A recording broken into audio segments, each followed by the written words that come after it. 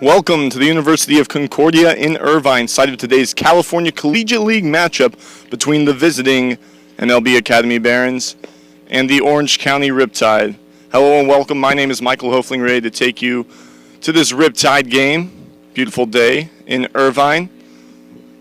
The Concordia University Center looms large over in right field. Not a cloud in the sky. Sunny and mid-70s. One of the best days for baseball, but any day is a good day for baseball.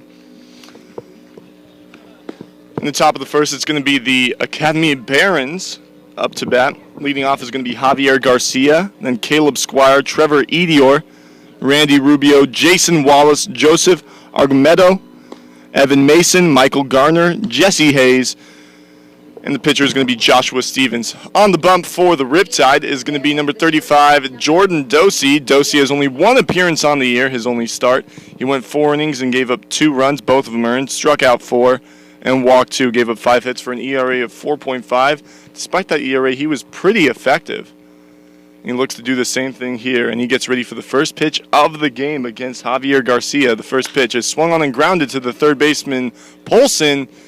He has it on a couple hops on to first for out number 1. So 1 pitch, 1 out, and that's exactly what Dosey wants to do. Dosey, although he has 4 strikeouts in 4 innings, he's not exactly a strikeout pitcher. He is somebody who looks to get down in the zone and create ground balls, does not like to get flyouts. He has a 3-to-1 ground out to air out ratio thus far through the season. Now he's going to be facing Caleb Squire. Don't let his last name fool you. He plays like he's a knight. First pitch to Squire. 2-seam fastball just outside, 1-0. Hailing from Compton, the Academy Barons, making their way to Orange County. And the 1-0 pitch. Another 2-seam fastball. This time it lands on the outside corner, evens up the count at 1. Yesterday, the Academy Barons played in Compton, lost to the Long Beach Legends in 11 innings. And when Tommy Anderson drove in Michael Stefanik for the game-winning run, and that dropped the Academy Barons down to 2-5 on the season. The OC Riptide 2-4. The 2-1 pitch, fastball down low, count runs to a hitter's count, 3-1. So these teams currently sit at 3rd and 4th, respectively, in the Southern Division of the CCL. The Riptide looking to keep their 3rd spot. The Academy Barons looking to jump into that 3rd spot. And the 3-1. Fastball down low. They're going to walk him. Squire will head on down to first. Squire, the second baseman. He has good wheels.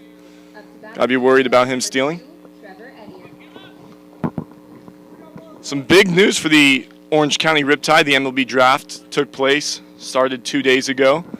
And since then, the usual third baseman, Eric Wagaman, has been drafted by the New York Yankees. So congratulations to him. He believes he's going to sign, and good luck with all his endeavors. Jordan Dosey, the lefty, the pickoff attempt. Nothing doing, though. Squire slides back in safely. Still awaiting the first pitch is Trevor Edior, the center fielder. On deck is Randy Rubio. And the first pitch to Edior. 2-seam fastball. In there, strike 1. The defensive lineup for the Riptide. From left to right, it's Tate Shaw and Dominic Fletcher both making their first home game appearances. Here's a high fly ball to right field. Greenfield giving chase down the line and makes the nice over-the-shoulder catch. That's a difficult play. Good job by Greenfield to get a good jump on it and make the nice play over his left shoulder. That's going to bring up Randy Rubio. That was on the warning track, so good power from Trevor Edior. But in the scorebook, it just looks like a lazy fly ball straight to Greenfield. Runner on first, 2 away now. From left to right, as I was mentioning, it's Shaw and Fletcher both making their first home game appearance. And then in right, the man who just made the great play, Aaron Greenfield. And then at third, Logan Polson. Second, Will Proctor. Playing short's going to be Bo Phillip. And over at first is Jake Polshin. Normally he's behind the plate, making his second appearance at first base for the Riptide in league play. Another pickoff attempt. Squire gets back in safely. That one was closer, though. Rubio, the third baseman, in the cleanup spot.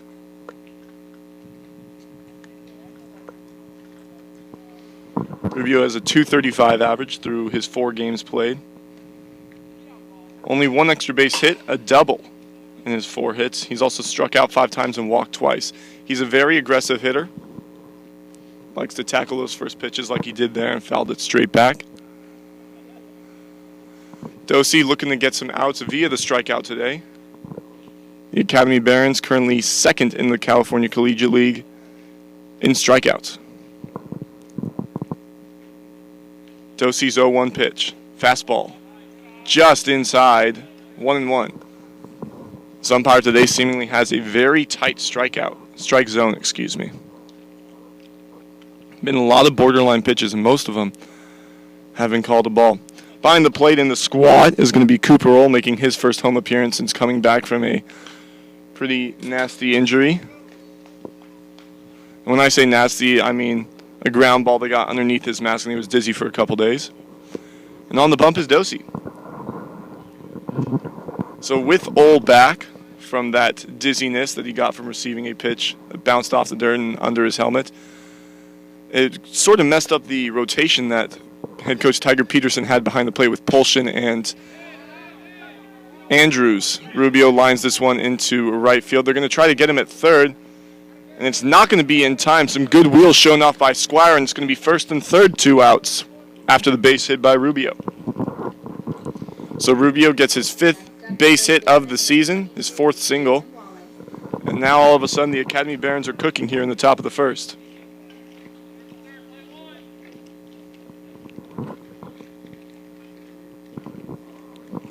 That's going to bring up Jason Wallace. Jason Wallace, currently with a 174 average in his 5 games. Has 4 hits, but 2 of them are doubles. He's got some good pop and some good gap power. Currently the center fielder Dominic Fletcher playing to the left of second base, expecting him to pull. The first pitch is a changeup on the inside corner, strike 1. Fletcher, one of the tops in the SEC in home runs as a freshman. So he has good power, hence why he's at the 3 spot today in his first home game with the Riptide. Here's a ground ball to the second baseman, Proctor. He has it on a couple hops. Takes the short route to the shortstop, Phillip, and retires the side. So a tough inning for Dosey, but he works his way out of trouble. No runs on 1 hit, 1 walk, and 2 left on base. It's 0-0. We head to the bottom of the first. Stay tuned to the Orange County Riptide Network.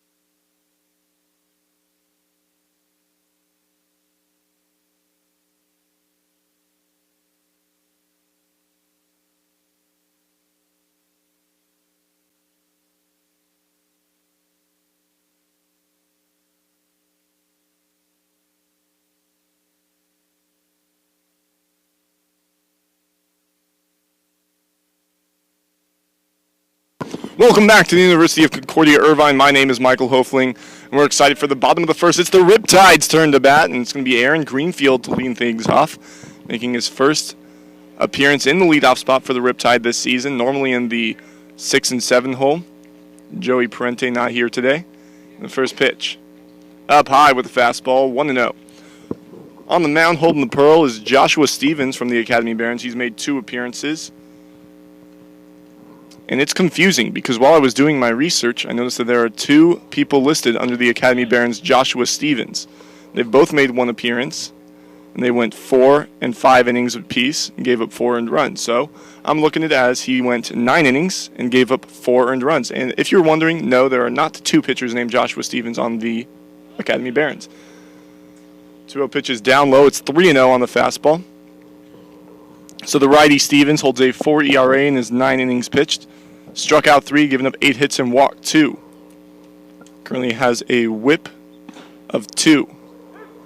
And there's the first strike that we've seen, so it's 3-1. Still a hitter's count. Greenfield looking for his pitch. And Greenfield does like that fastball up. Not necessarily in, but over the middle of the plate, up by the letters. Greenfield has a bunch of doubles this year, a couple singles. And the pitch swung on and drilled to left center field. Heading back on it is Garner, and he's going to get underneath it and retire his man for out number 1. So Greenfield gave that one a good ride, kind of like what Edier did, but Garner and Greenfield both making good plays respectively and not allowing anybody to get on base early. With 1 away now, it's going to be the second baseman Will Proctor, and Proctor had a big game yesterday. Twice he had 2 RBI hits. In fact, in yesterday's game, the second win of league play for the Riptide against the Conejo Oaks, the 2, 3, 4 spots, Will Proctor, David Miranda, and Eric Wagaman, they had 11 RBIs between the 3 of them. Proctor had 4. First pitch to Proctor is outside, 1-0 on the curveball. Stevens, not a strikeout guy. Doesn't have the most overpowering stuff. His fastball reaches mid-80s. But he does locate well. In fact, that's what they say about him. They say if he locates well, he's almost impossible to hit. But when he doesn't locate well, he gets smacked around pretty hard. So if you're a Riptides fan, you're hoping he misses occasionally. The 1-1 is down low, moves it to 2-1. Proctor is ahead. Proctor from the University of Georgia. That's where his sister goes as well, trying to major in international affairs. And he is an overpowering presence when you stand next to him. I know from experience. I'm actually older than half the guys on this Riptide team, but standing next to any of them, I feel dwarfed, to say the least. Count is even at 2. With 1 out here, nobody has gotten on base. Greenfield flew out to the left. And the 2-2 pitch. The curveball popped up, straight back and out of play, lands just to the right of me. Probably the closest foul ball probably the closest any foul ball has gotten to me thus far this year. Normally they're 20 feet behind me into the jungle, over the hill, through the woods, but not to grandmother's house, I say. So the count remains even at 2. 2 men got on against Dosey in the top of the first. A walk to Caleb Squire and then a single from Randy Rubio. The 2-2 is grounded down the line. Foul, just foul. Looked from here like it bounced off the line behind third base, but the third base umpire is saying no siree. And now we'll do take 2, take 3. 2 and 2, take 3, excuse me.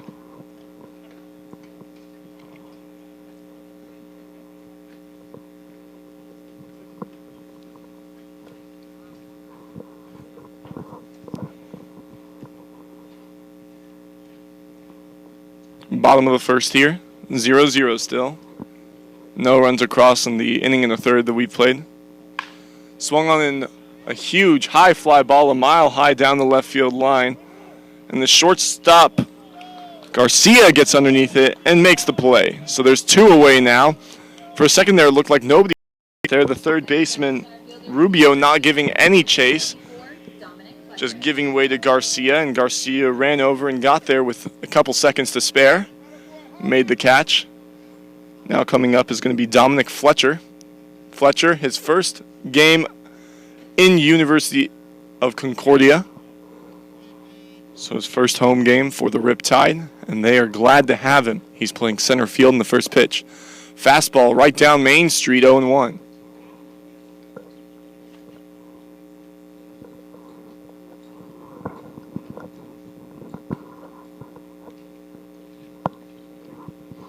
And the 0-1 pitch. And down low with the slider. 1-1, the count is even. Continuing on what Joshua Stevens has got. He's got a lot of junk. I was talking to their broadcaster, and he said he's got so much junk, he throws it about 60% of the time. We only see that fastball 2 out of every 5 pitches. And the 1-1. Swung on and fouled off to the left side. I hope somebody raised their insurance plan. Count is 1-2 now. They said Stevens' strikeout pitch is that curveball. Breaks about 9 inches. That's a pretty good break. That's a big hook, a big hammer. And the 1-2 from Stevens. Swung on and fouled again to the left side. This time it's shorter. Nobody's going to have to worry about their car on that one. On deck waits the third baseman, Logan Polson, the big lefty. Dominic Fletcher's a lefty himself. And that was something that the Riptide were lacking in their offense beforehand. Not a lot of left-handed bats besides Miranda and Parente. Wasn't really anybody on that side of the plate. And the 1-2 again. Slider just outside. Count is even at 2. And that's been the case for the home plate umpire all night. Very tight strike zone. All night, I should say all afternoon. An 11:30 start. We're not even past noon. Still morning. And the 2-2 pitch. Drilled out to right center field. The right fielder, Mason, is underneath it and makes the easy catch for out number 3. We head to the top of the second, still 0-0. No runs, no hits, and nobody left on for the Riptide. We'll be right back on the Orange County Riptide Network. I'm Michael Hofling. Stay tuned.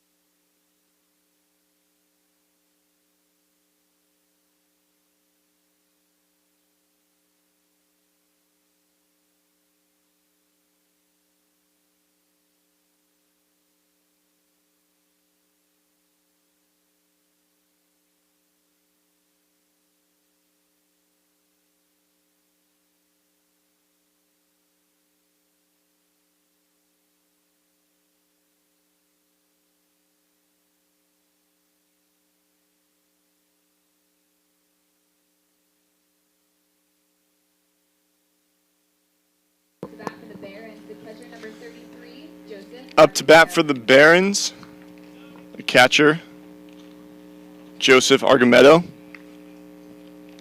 After a pretty troubling top of the first for Dosey that saw 2 runners get on and a runner get to third, but no runs came across.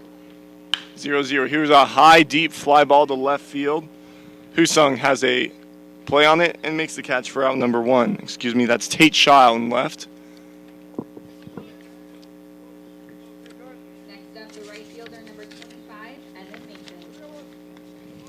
Tate Shaw, the 6'1", 195 outfielder from Austin, Texas, currently goes to the University of Texas. So a lot of Texas guys coming for their first opportunity. Dominic Fletcher from the University of Arkansas, he's in center. And the first pitch, swung on and missed by Evan Mason, the right fielder. 0-1.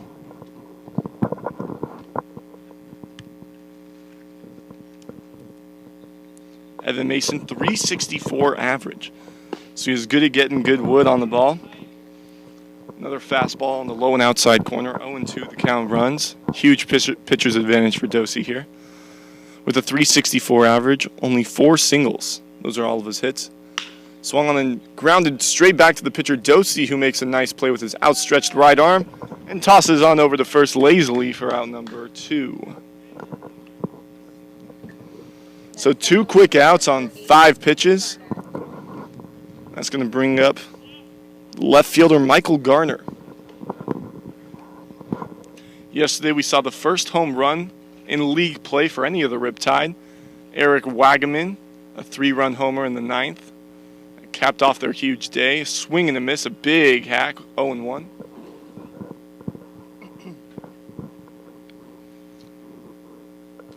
Besides Wagaman's home run, there's only been one other dinger for the Riptide, and it was in a non-league matchup against the Orange County Surf by Luke Husung. 1-1 the count now to Garner. Garner batting from the right side, got a good lefty-righty matchup. And the 1-1. Just below the knees, it's 2-1.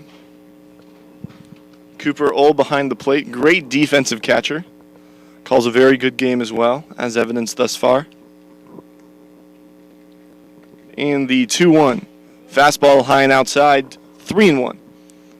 And that pitch was supposed to be low and outside. Elevated it a little bit. Luckily, it stayed out of the strike zone. Otherwise, it would have been a pretty big hack and possibly trouble from Garner. And the hitter's count pitch. Swung and then grounded into the 56 hole, but Polson has a beat on it. And a big jump and throw by Polson at first gets the outs. So that retires them in order. 1, 2, 3 from Dosey. Still 0-0 as we head to the bottom of the second on the Orange County Riptide Network.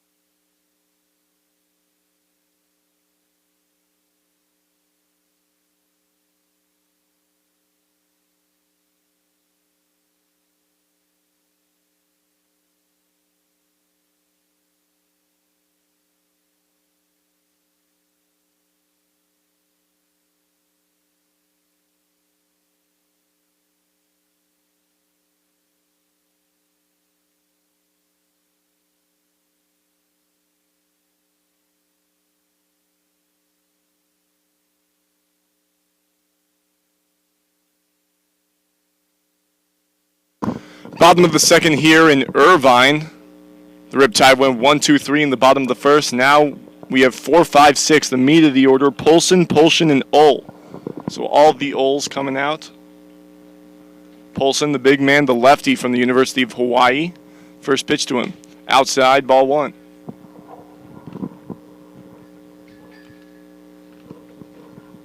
Polson, the friendly giant. The 1-0 drilled right back up the middle into center field. That's going to put Polson on. Now they have somebody on with nobody out.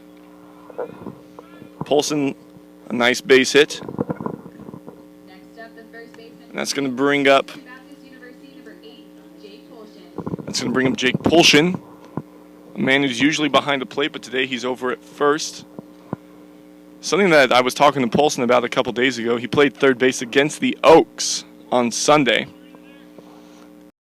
That was for a couple innings, and I asked him, I didn't know you could play third, and he said, I played third in high school. And I said, well, I pitched in high school. That doesn't mean I'm a good pitcher.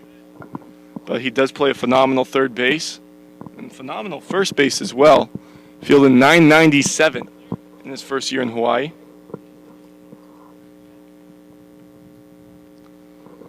1-0 the count to Polshin. They try a pickoff attempt. Polshin gets back in there safely. Polshin not a huge threat to go, but he can take one if you don't stay wary of him.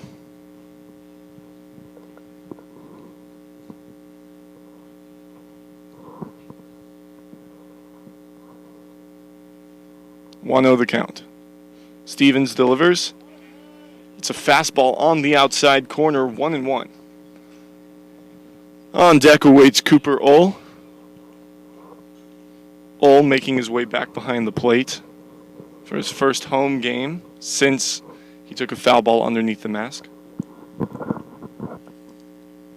Jake Polshin currently batting .333. Here he swings and misses a big cut.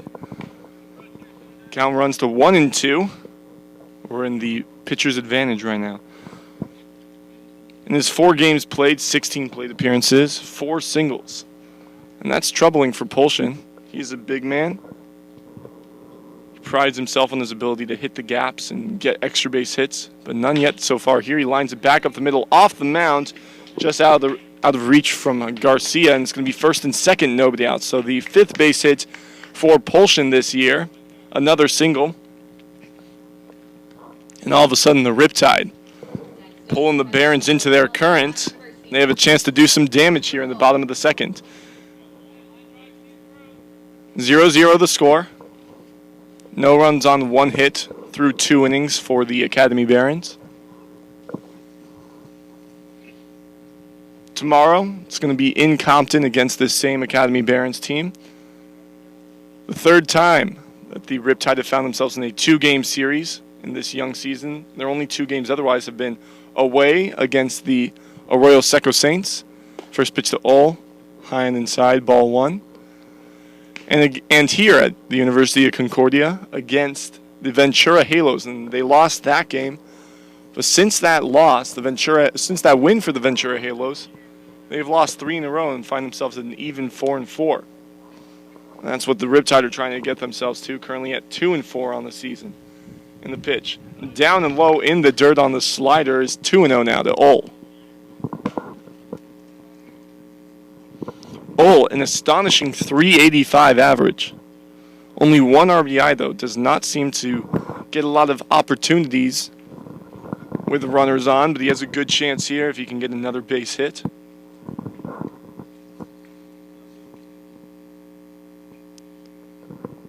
And the 2-0. Down low again. This one gets away. They're going to try to take second and third, and they will get in there without a throw. So good base running awareness by Polshin and Polshin. I only scored it away a couple of feet away from the catcher, Argamedo. But they did not hesitate. That's always what the coach tells you. And already the Academy Barons are going to come in.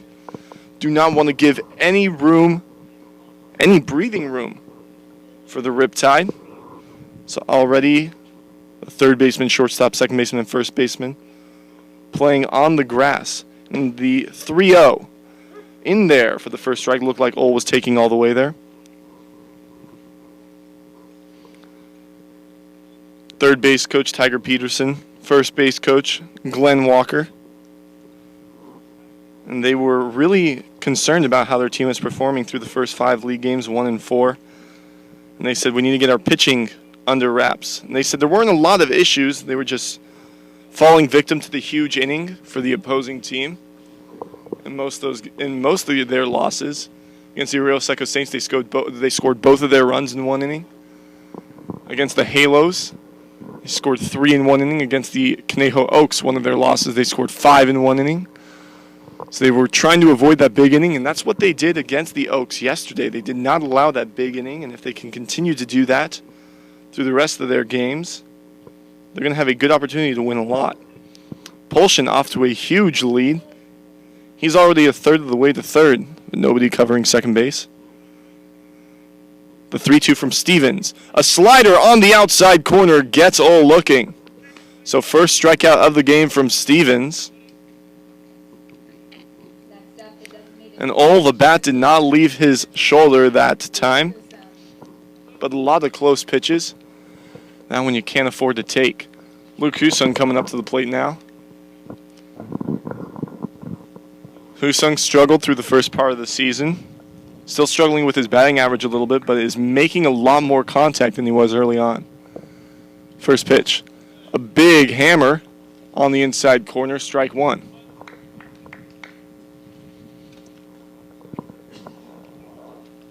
Nine strikeouts on the year for Husung. He has amazing power.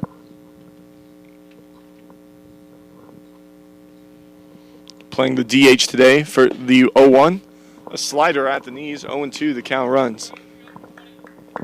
And this is exactly what Stevens wants on the mound. Second and third, nobody out. Got a strikeout, now looking for a second one, and with 2 outs, it would be as if nobody was on base. The infielders would be able to back up, play at their normal depth. The 0-2. Down low, another slider, 1-2. A nice block by Argamedo. Might have fooled him a little bit there. Looked like he wasn't sure that one was going to be low. So maybe a little bit of miscommunication on the signals there.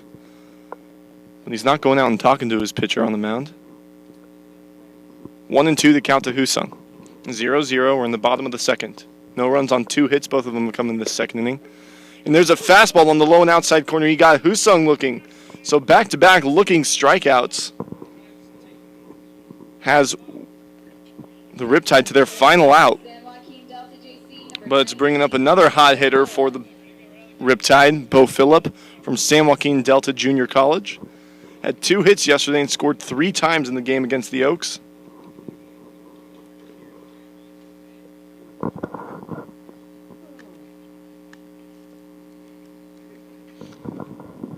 And the pitch. In the dirt, 1-0. Infield playing in normal depth again. They can afford to do that with 2 outs. Phillip got off to a pretty tough start, but was left in for his phenomenal defense against the Oaks. He did make 2 errors, though. But he has been pretty solid over there at short. Now batting .211 after his 2-hit performance yesterday. And the pitch. Fastball on the inside corner, counts even at 1.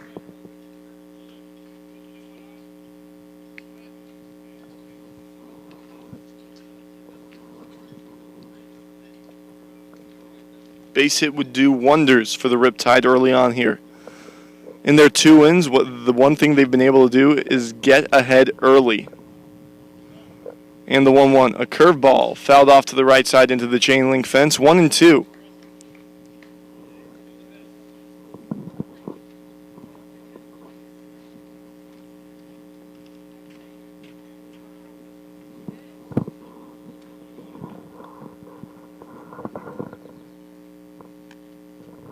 Awaiting the 1-2 pitch, Phillip digs in.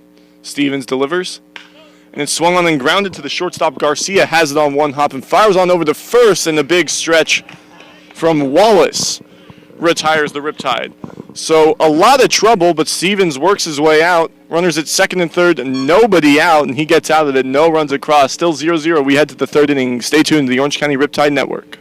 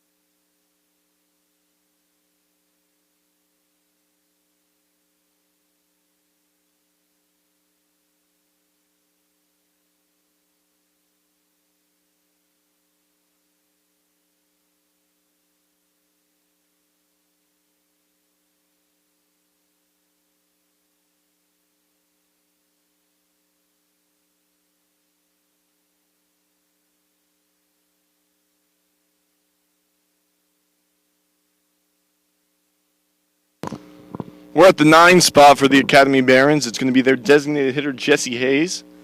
A unique approach to the lineup by manager Kenny Lendro. Swing and a miss, 0-1. Putting the DH in the last spot. So he really has his best hitters out there in the field today, putting together his A lineup. Still a couple players for both teams not returned yet from their respective colleges. And that fastball's down low, count is even at 1.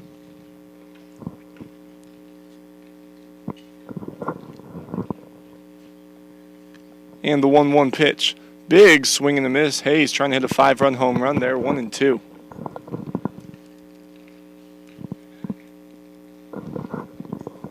In his one appearance thus far, he went 0 for 4 for the Barons. Looking to get his first hit of the year. Here he takes the ball down low, 2-2. The count runs even. Dosey out there for his third inning of work. He's pitched spectacularly. Had a little bit of trouble in the first, but got out of it. Only allowed 1 base hit through 2 in the pitch. And dribbled to the right side, right in front of the Barons' dugout. Count will remain at 2-2.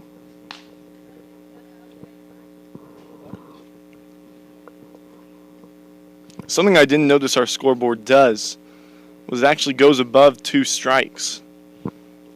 And right there it read 2-3. That's not the case. There's a ball. It's going to be 3-2 now. Count is full. To the leadoff man for this inning at least, 9-hitter overall, Jesse Hayes. And the payoff pitch. Swung on and drilled down the line and left. Shaw giving chase.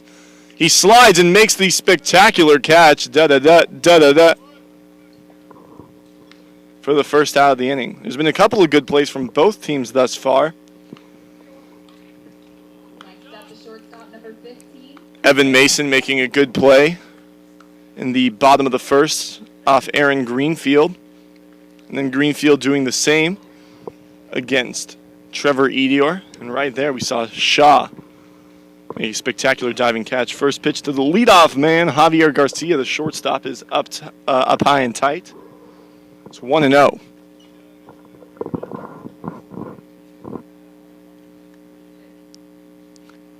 Garcia out of Compton Junior College. He's from Los Angeles, 5'7", 155. That's something the Barons have. They have a couple shorter guys on their team, but most of them have made their way into the starting lineup. The 2-0 is high and outside, 3-0.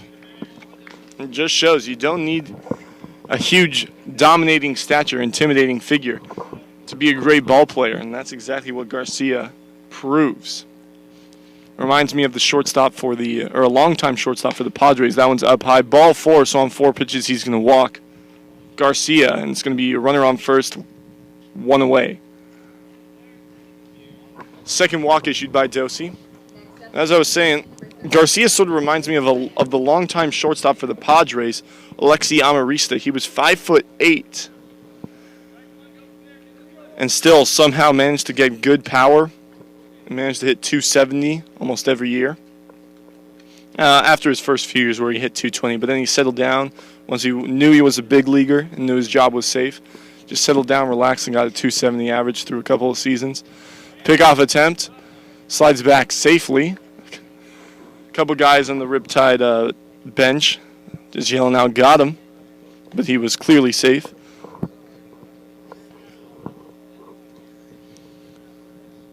Awaiting the first pitch is Squire. Squire got on via the walk in the top of the first. Here he takes a fastball inside, 1-0. So 5 straight balls from Dosey, looking to get back into the strike zone. Polshin holding on Garcia. Garcia is a threat to take off. And the 1-0 slide step. Swung on and fouled straight back. Count is even at 1.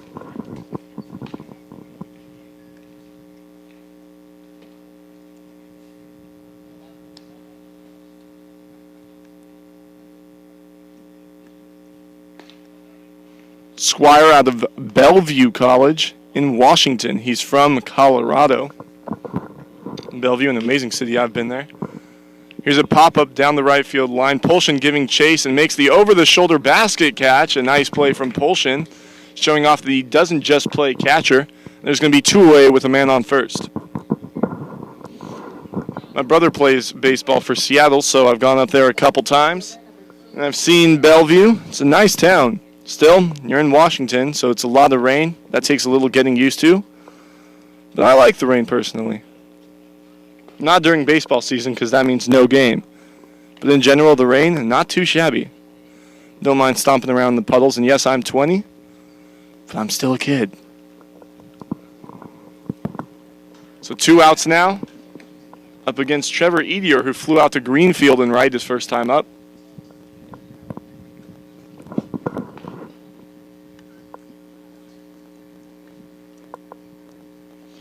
Edior a 200 average before today. And there they're going to try to backdoor Garcia at first. A nice throw and a nice quick snap by Ull, showing off his arm. I was talking about Ull being a good defensive catcher earlier.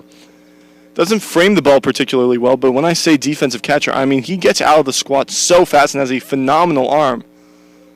And for his 5'10 size, he's got a harder arm than almost anyone else on this Riptide team, besides the pitchers, of course. Gets the ball down there. In fact, in his first year of college, he threw out 57% of potential base stealers. He made the All-WCC freshman team. Counts 2-1 now after that fastball misses low and outside. 2-1, 2 outs. 0-0 ball game in the top of the third. Only 1 hit for the Academy Barons, but 2 have gotten on via the walk. No walks, but 2 hits for the Riptide. And the 2-1. Swung on a drill to the shortstop, Phillip, who tries to get it on the backhand, bobbles it, and everybody's going to be safe. It's going to be first and second, 2 away. Phillip normally a sure thing over there at short. His glove is made out of platinum, it seems, sometimes. But there just couldn't handle it.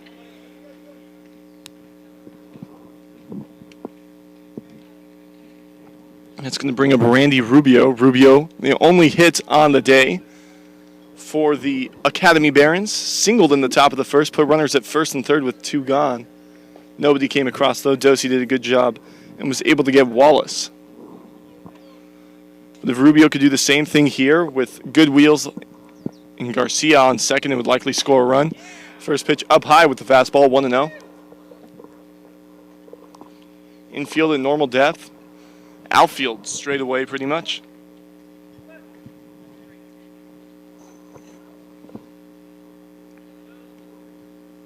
Nobody being held on. And the 1-0 pitch. Swung on and dribbled down the first base line. It might go back in play, but it's going to stay foul. Nice job by Polshin to let that one roll and see if it could go back into fair territory. A couple inches away, though, it was foul. Count will be 1-1. A couple days ago, we saw Polshin go through that exact same thing. He fouled one off, and he didn't start running because he thought it was going to stay foul, but it rolled up against that grass to the right of the right field line. And ricocheted off of that and rolled back into fair territory and was almost able to beat it out, but couldn't. And that's just tough. That's just tough luck. The 1-1 pitch, a big hammer in there, 1-2. The runners at first and second are Garcia and Edior. Garcia got on via the walk, Edior via the error, although the scoreboard is calling it a hit. And the 1-2 from Dosey. He delivers.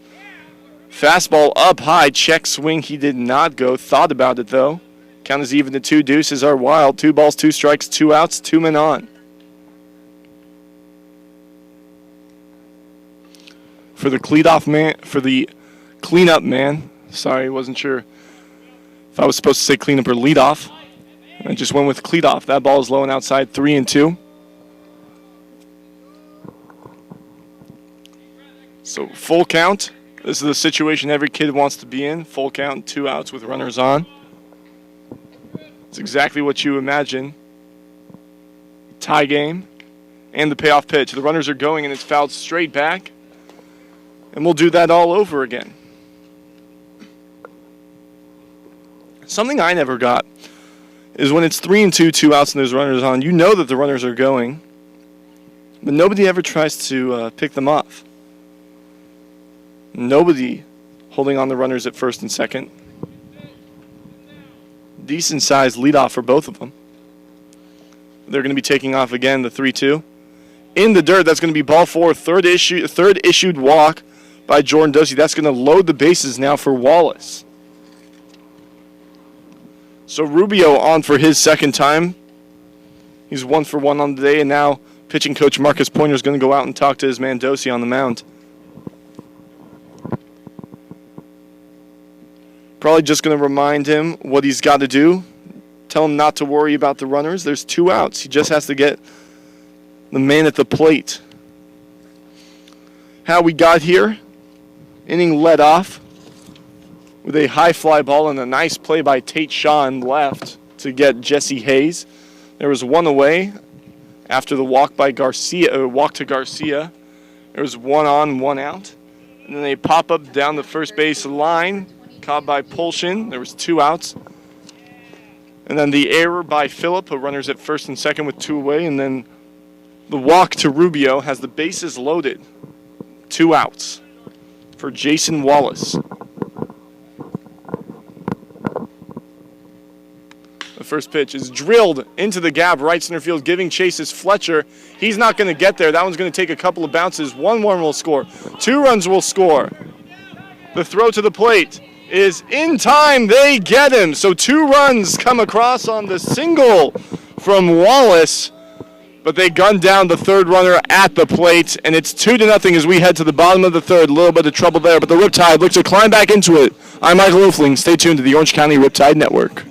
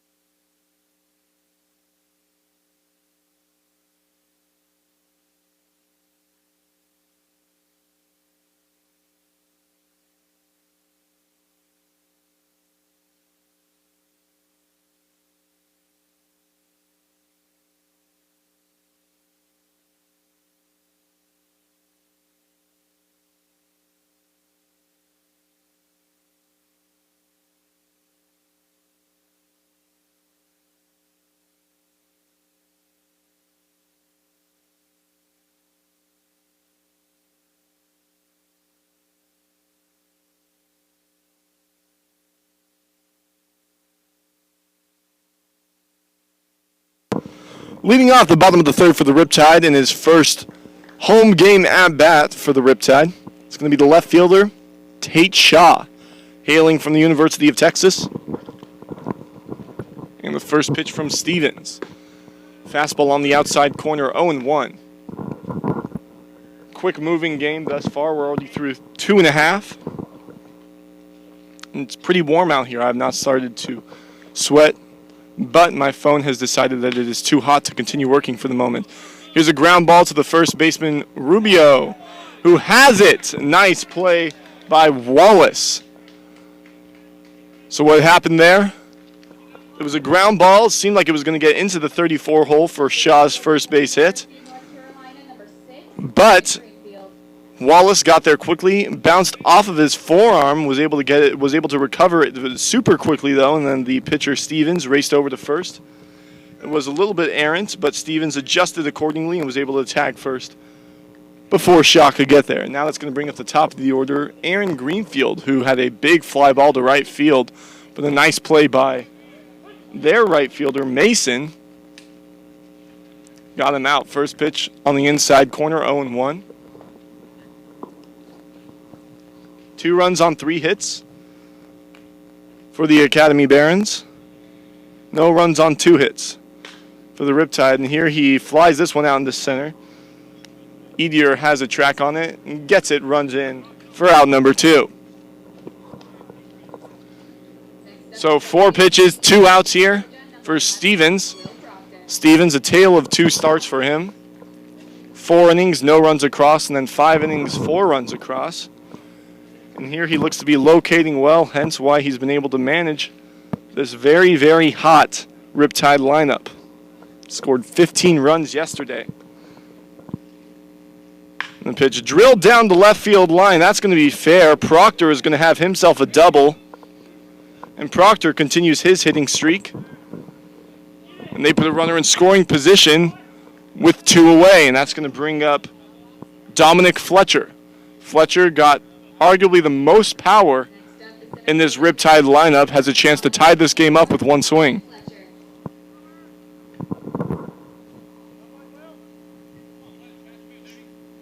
Fletcher from the University of Arkansas. He's a Razorback.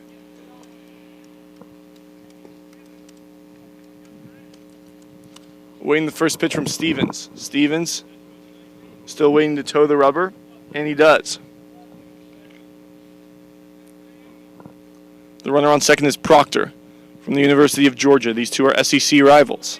First pitch is a fastball at the knees. It looked like a little cutter. 0-1.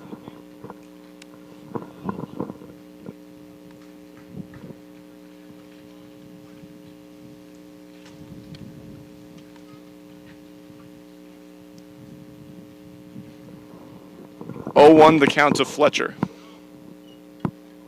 Joshua Stevens pitching at a very slow tempo at his tempo. And the pitch swung on and fouled straight back. Count's going to be 0-2 now.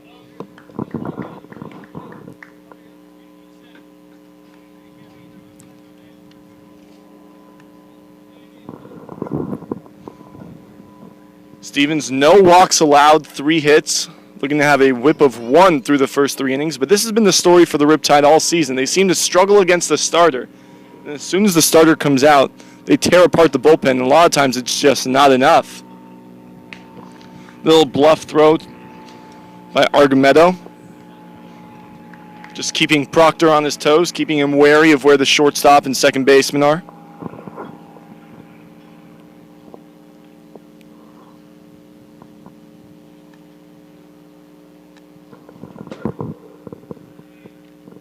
Count is 1-2. And the 1-2 pitch, a slider outside. It stays 2-2.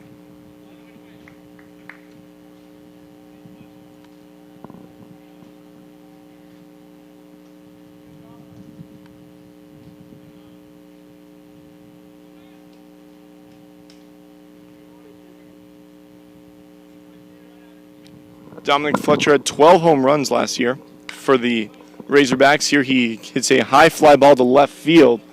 Garner has the beat and retires his man for out number 3. So Fletcher worked it to 2-2, had a runner at second, but couldn't get him home. We'll head to the top of the 4th. It's the Barons 2, the Riptide nothing. Stay tuned to the Orange County Riptide Network. I'm Michael Oefling. We'll be right back.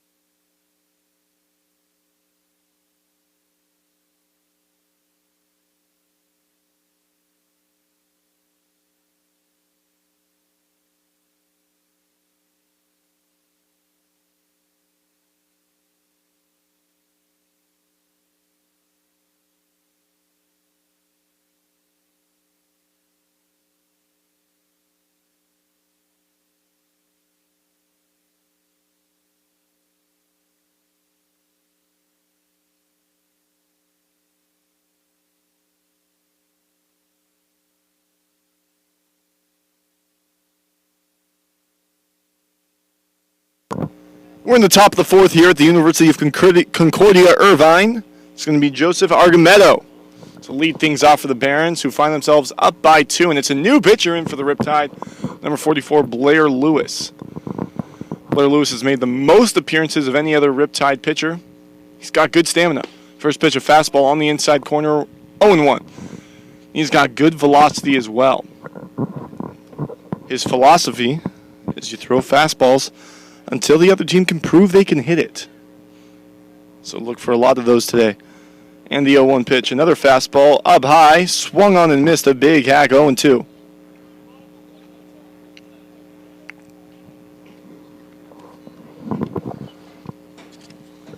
Lewis not pitching yesterday, but making 2 appearances in 2 days against the Oaks.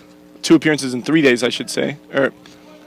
Excuse me, let me get that right. That's a ground ball to the second baseman, Proctor, who tosses on over to first for out number 1. Argumedo is retired. And that's going to bring up Evan Mason, the right fielder. But as I was saying, Blair Lewis made 2 appearances in 2 days against the Halos and the Oaks, and then got yesterday off, and now he's making his 3rd appearance in 5 days. So he is the man out of the bullpen, it seems, for Marcus Pointer and the Riptide coaching staff. And the first pitch to Mason. Outside and low, 1-0.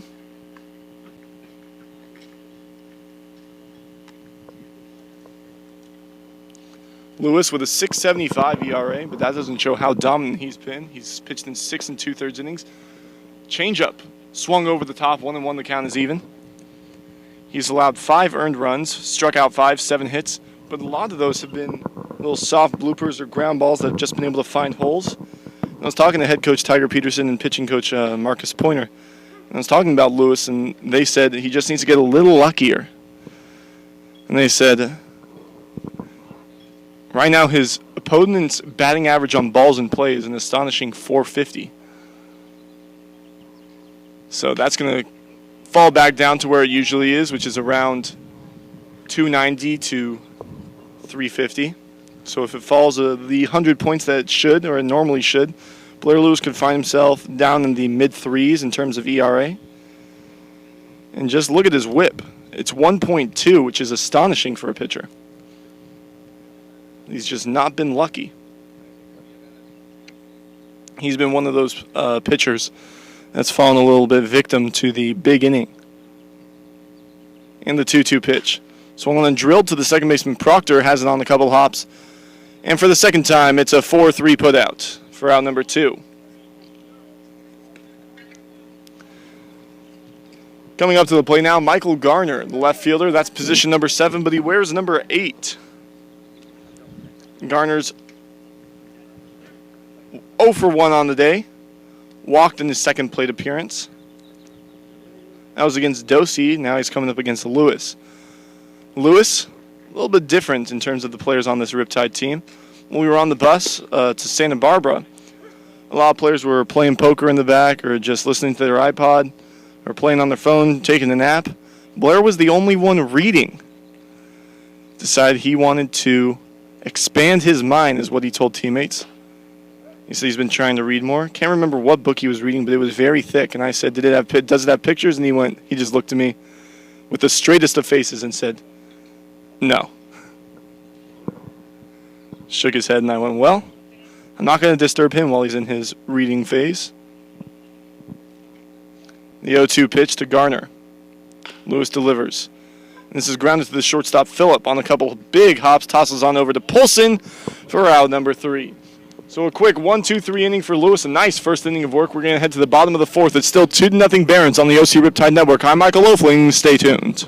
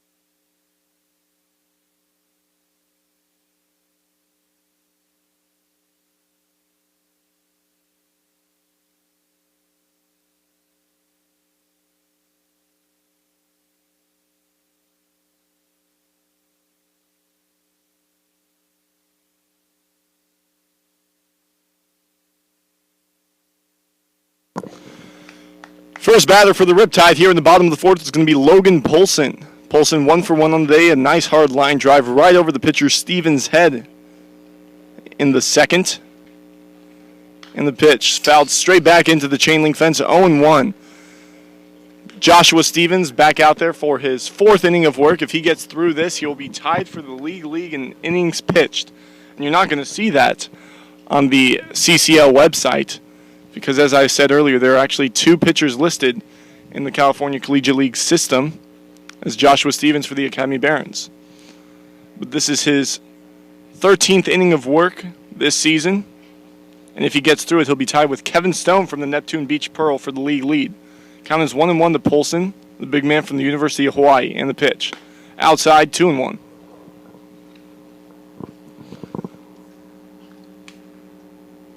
Polson is from right around here. This is his hometown, Orange County. Went to high school with our assistant GM, Alex Maloney. And he was a stud then. He's a stud now. Actually was supposed to go to UCLA. And then he had to have Tommy John surgery. Lost his scholarship and found his way onto the University of Hawaii, playing for the Big West, one of the toughest baseball conferences in America. Cal State Fullerton, a consistent baseball powerhouse, and possibly Logan Polson is going to make Hawaii, make the Warriors a powerhouse in baseball. 3-2 the count to him. I actually have a friend who works for ESPN3, the Big West Productions. They covered Big West baseball. He's from Hawaii, too. He goes to school with me, and I mentioned that Polson played for this team, and he said, oh, yeah, Polson was a monster, batting in the 5 spot as a freshman for the Warriors. Here he lines this one to the center fielder, Edior. He has it 1 away. So Polson is 1 for 2, and that's going to bring up Polshin. So for the second time in 3 innings, we have the Oles, Polson, Ol. The 4, 5, 6 spots in the order. Jake Polshin also has a single in this contest. Wasn't necessarily a line drive back up the middle like Polson's was, but it was a ground ball that got in the center field just past the outstretched arm of the shortstop Garcia. So he's 1 for 1. And the first pitch to Polchin. Down low and outside on the curveball, the hammer. It's 1-0. They're going to switch balls. Defense playing slightly to the left. The center fielder Edior playing to the left of second base. Shortstop Garcia and the second baseman Squire moving to the left of their respective positions. And the pitch. Fastball just down low, count is 2-0. And the right fielder Mason putting his arms up, not sure where that one missed. Mason is the only one who's not playing to the left of his position or straightaway. He's actually moving to the right a little bit. So they're saying if he is going to hit it away, it's going to go to the right field hitter. But here he lines this one down the left field line. That's going to be fair. So Polshin going to have himself a double. Watch him go. So the second stand-up double for the Riptide. And they have a runner on second in scoring position with only 1 away for Cooper Ol. Cooper Ol struck out his first time. It was 3-0, and Stevens did a good job moving it back to 3-2. And got Stevens looking on a slider. Cooper Ol coming into today, 385 average on the season. First time starting since he got hurt. A minor injury, but he had to take a couple days off. 2-0 Barons. And the first pitch in there, slider, strike 1. So the pitch he used to strike him out, he throws it there for the first pitch and gets him looking once again. It's 0-1. Runner on second is Polshin. Second double for the Riptide. There's been 2 hits. The scoreboard says 3 hits, but I'm saying 2 hits and an error. Down low, 1-1. So they've actually doubled up the Barons in hits. But Dosey has walked 3, so 6 men have gotten on base, 2 via the hits, 3 via the walk, and 1 via the error. But the Riptide have 2 doubles. All the hits for the Barons have been singles. They've just not been able to string them together. And that's going to hit Ol on the elbow. He just walks it off. No harm done. Old does have an elbow guard, and it seems like it hit in there. You could hear it bang off the plastic, and that's why you wear them. Up to bat, the designated hitter from Chico State University, number 28, Luke Husung. And now Luke Husung is going to step up to the plate from Chico State. He rains.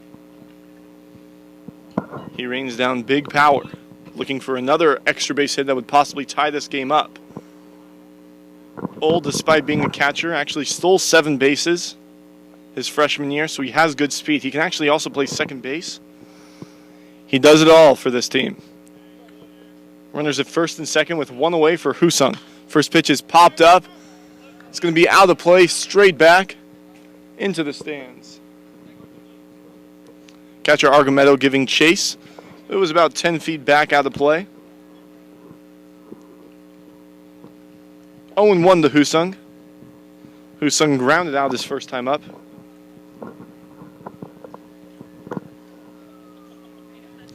He has been consistently getting more contact since his early season struggles. Now if he can just get some of those to fall, he'll have a good average. And the pitch. Outside with the slider, count is even at 1. 1 ball, 1 strike, 1 out, 2 on, 2-0 Barons. We're in the bottom of the 4th. Here at the gated community of the University of Irvine. A lot of people tell me it's a strange campus because it is gated. They don't let anybody into the campus, but there are also residential homes that you have to get, that a lot of people live in. 1 and 2, the count now to Husung. And so students, and if you live here, that's how you get in.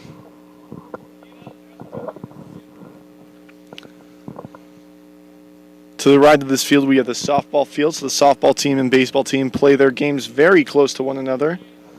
And to the right of that, we have the Greek apartment complexes.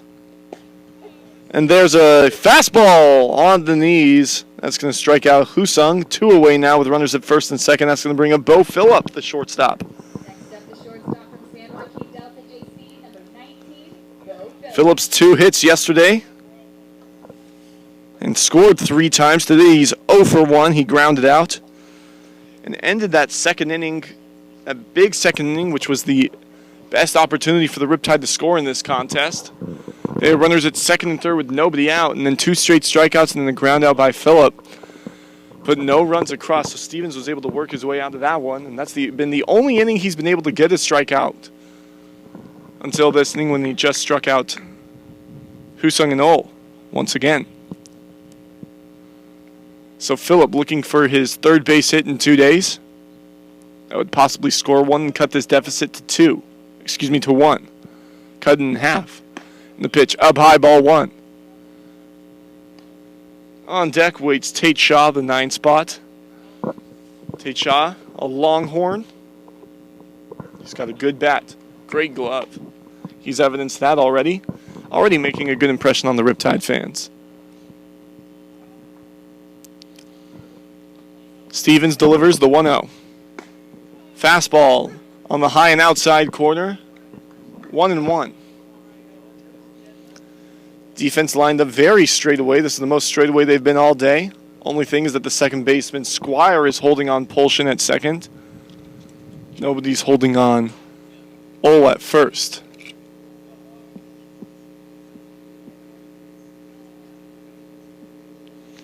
And the pitch. Swung on and fouled to the right side.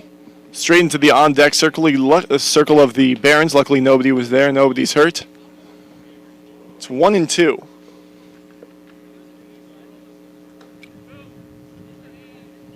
Phillip does not like to strike out, but he's done it 6 times on the year. Still a low count, but I'm sure he'd like to have that lower. The 1-2 high and outside, 2-2. Tried to get Phillip to chase that one. Looks really good, the high fastball. At first coming off the hand of the pitcher. And a lot of times if the hitter decides to chase it, they're not going to be able to get their hands around fast enough. And only that's going to end up in a late swing and a strikeout. But Phillip doing a good job, having a good eye. 2-2 is the count. Stevens has a lot of junk. You might see it here. We see a slider. Ground ball back up the middle. They're going to send Polshin, and he's going to score. Ole heads around second. He will get into third with a slide. And Phillip will be at second. So it's set runners at second and third with 2 outs, and it's 1-2. The Riptide just scored. Barons still lead. But now Tate Shaw has an opportunity. If he can single, it would possibly put his team in front. Phillip, for a shortstop, does not have the greatest wheels, but he is a good base runner. So from the University of Texas, here comes Shaw.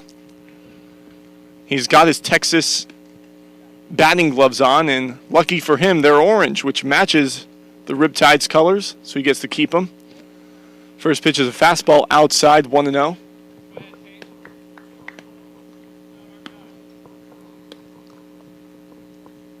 Couple people in the crowd today with their gloves.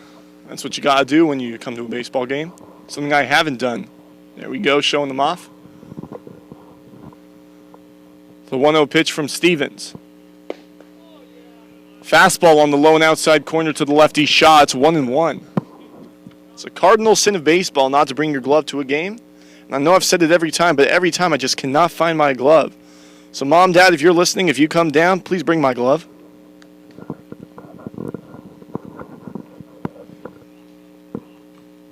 The 1-1 pitch, swung on and popped high and foul out of play. 1-2 the count.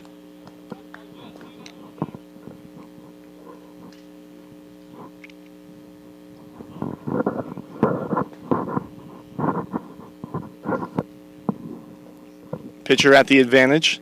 Stevens with 3 strikeouts in this one. Matches his season total through his first 2 appearances. But here it's a swing and a pop-up down the third base line. Rubio has a beat on it, does the pop-up dance, and makes the catch for out number 3. But the Riptide get one across. They cut that lead in half. They leave 2 on, but they get 1. It's 1-2 as we head to the 5th inning. The Barons lead the Riptide. We'll be right back on the OC Riptide Network. I'm Michael Oefling. Stay tuned.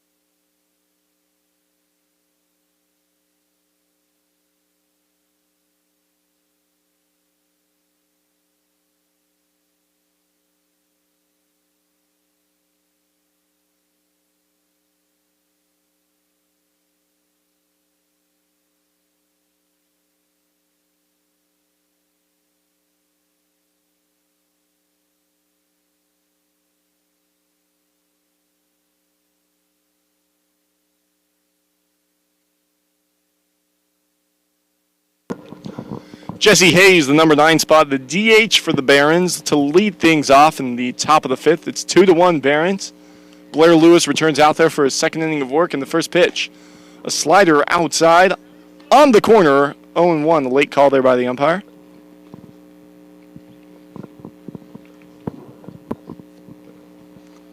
And the 0-1 pitch. Swung and fouled off to the right side, out of play, just over the Barons bullpen. Into the French Hill Reserve, 0-2.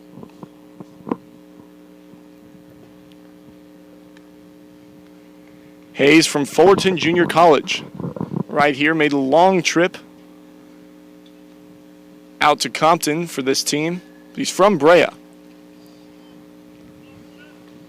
And he's normally a catcher. But that role is being played by Joseph Argumedo today. So he's DHing. They want his bat in the lineup. Count is 1-2 to Hayes. Lewis delivers. And the pitch. Swung on and drilled into center field. It's very high, hanging up there for Fletcher, who drifts to his right and makes the catch for out number 1. So Hayes is 0 for 2, and that's going to bring the top of the lineup, Javier Garcia. Garcia is 0 for 1 on the day. He flew out to Fletcher in the first and then walked and would come around to score in the third.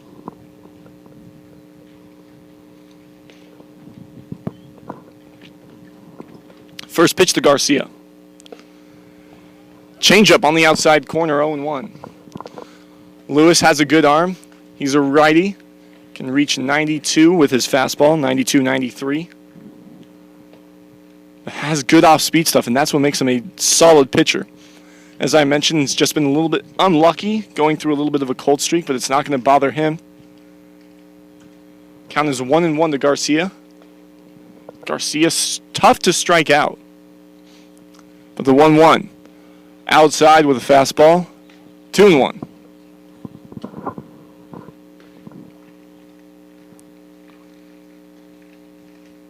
A lot of baseball analysts say the 1-1 pitch, the most important pitch in a count. If it's a 1-2, you're in the pitcher's advantage. Here he fouls it straight back. And that might have knocked off our stream, but the stream looks all right. Please let somebody know. Please let Alex Maloney or Bailey Lewis or Zoe Stanley, some of our staff here, know if the stream is looking bad. But it looks all right. Count is 2-2. It's even. And the pitch. Swung on and fouled to the right side. As I mentioned, Garcia tough to strike out. He's got a small strike zone, and he uses that to his advantage. He's able to slap a lot of balls. But that being said, he's not a power hitter, but he has good timing and can hit it to any field, depending on where he sees the defense. And the defense right now looks a little bit expecting him to pull. The shortstop Phillip lined a little bit to the right of where he normally is. Here it's a line drive into center field. Fletcher has a beat on it. It was straight at him. And he makes the catch for out number 2. So a hard hit, but nothing doing. Just looks like a normal pop-up in the scorebook. So the F8 has 2 outs now, and Blair Lewis has a good opportunity to get his first 6 he sees out. Brings up the number 2 man, Caleb Squire, who's 0 for 1 with a walk.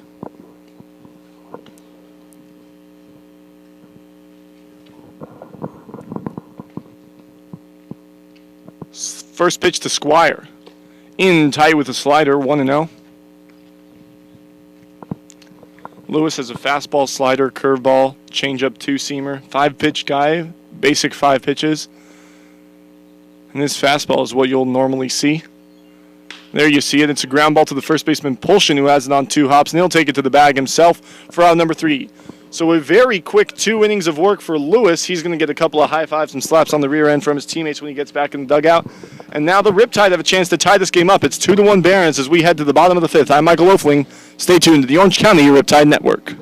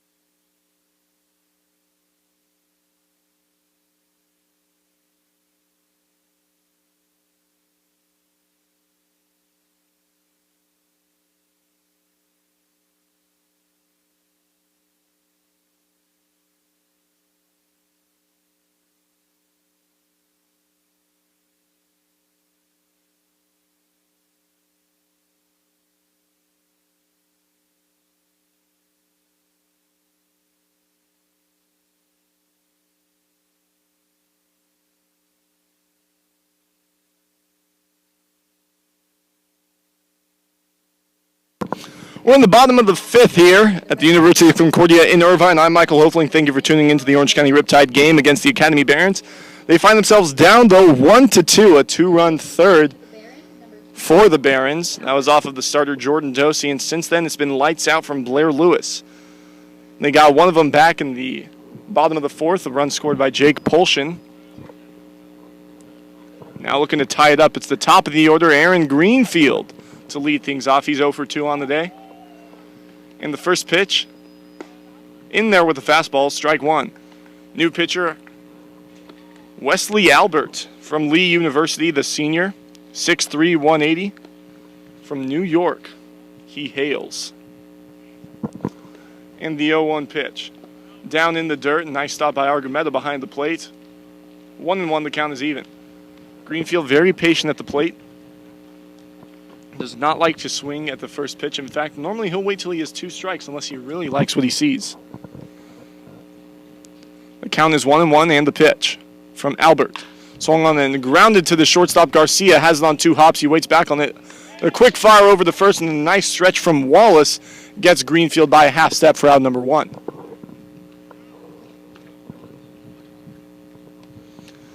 Something I don't see a lot anymore from first basemen in the major leagues. Something I loved when I was a kid was seeing first basemen do the splits over there. And, who knows? It might have led to a couple injuries and pulled groins, but it was good to see. You saw Nick Swisher and Eric Chavez when I was an A's fan. Now I'm a Giants fan because they're doing well and bandwagoner, right? But they used to stretch all the time. And nowadays we have Brandon Belt for the Giants, and he's 6'7", or however tall he is, 6'4", I believe actually.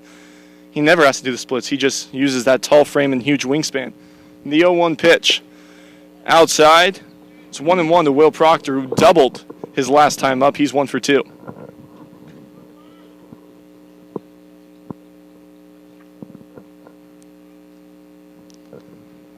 And the 1-1 pitch, a big cut, swung on and missed. 1-2 the count now.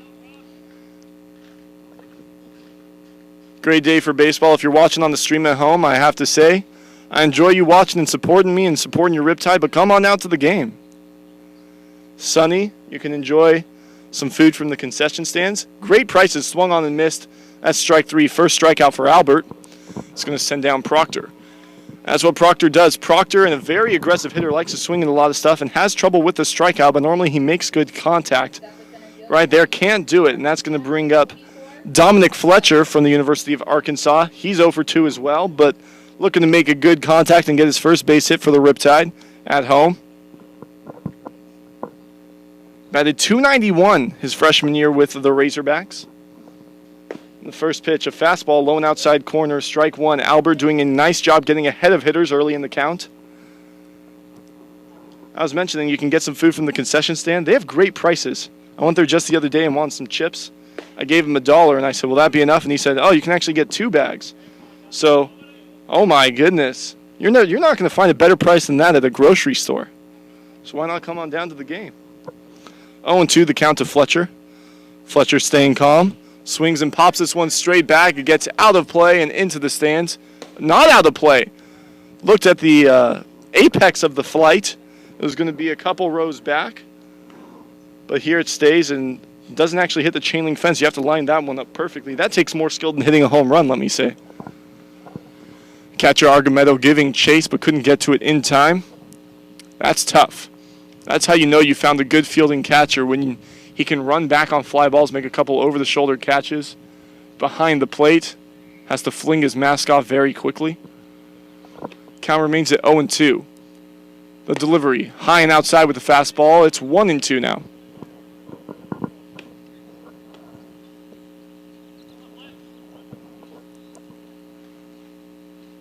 Still in the pitcher's advantage, Albert toes the rubber and fires. Swung on and foul-tipped back into the glove of Argumen, and that still counts all the same. Another strikeout for Albert, 2 in this, his first inning of work. We're heading to the 6th inning. Almost done with 2/3 of this game. The Barons still lead at 2-1. We'll be right back on the Orange County Riptide Network.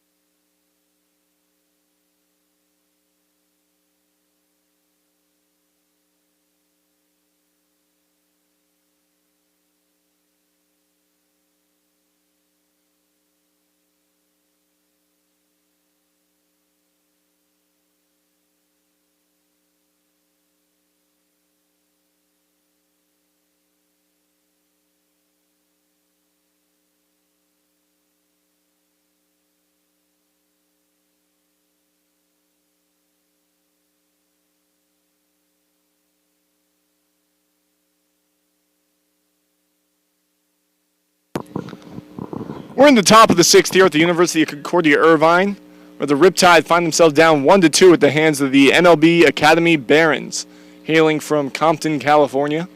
We're going to head there tomorrow for the second of this two-game set. A 1-1 home and away for the Riptide, and they're third on the season. This one against the Oaks, but they had a day break in between. And against the Santa Barbara Foresters, the reigning champs of this league.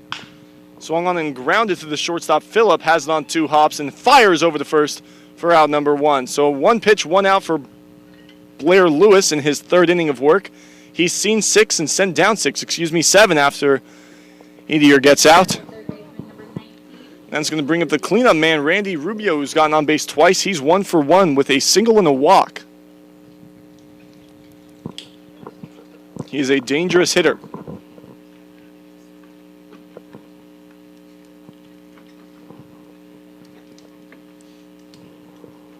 Rubio only 1 extra base hit on the year. It was a double. And no RBIs.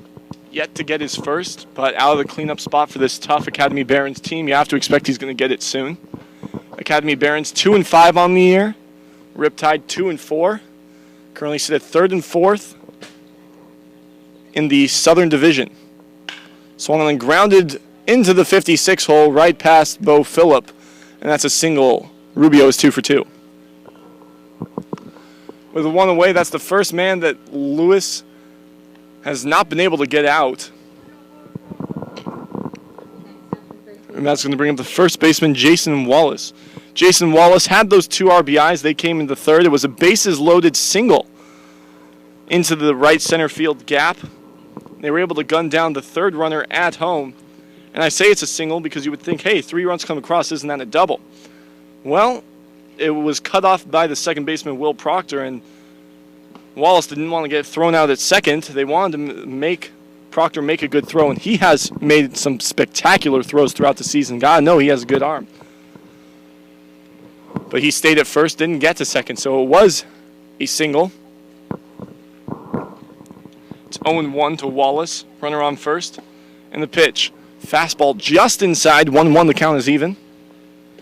2 runs on 3 hits and an error for the Barons. 2 of them have come off of Rubio's bat, and the other one off the man on at home plate. 1 run on 5 hits for the Riptide. And pitch, this one's fouled off. It's going to be 1-2. No steals attempted by either team, and you don't want to run against either of these catchers. Cooper or Ole has thrown out both base stealers that have tried to go on him. I've mentioned he's a very good defensive catcher, gets out of the squat faster than almost anybody. I'm not saying that Rubio is necessarily a threat to go, but should the occasion arise, and there a check swing from Wallace, they're going to say he did not go. It was in the dirt, and nice stop by Ole to make sure it doesn't get to the wall.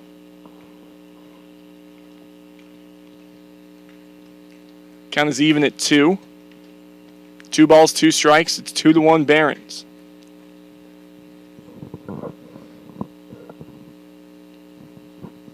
And the pitch. Swing and a miss. He struck him out. First strikeout for Lewis. And that's going to put 2 away now. Argamedon's going to come up to the plate. Taking a while. He had to get his knee pads off.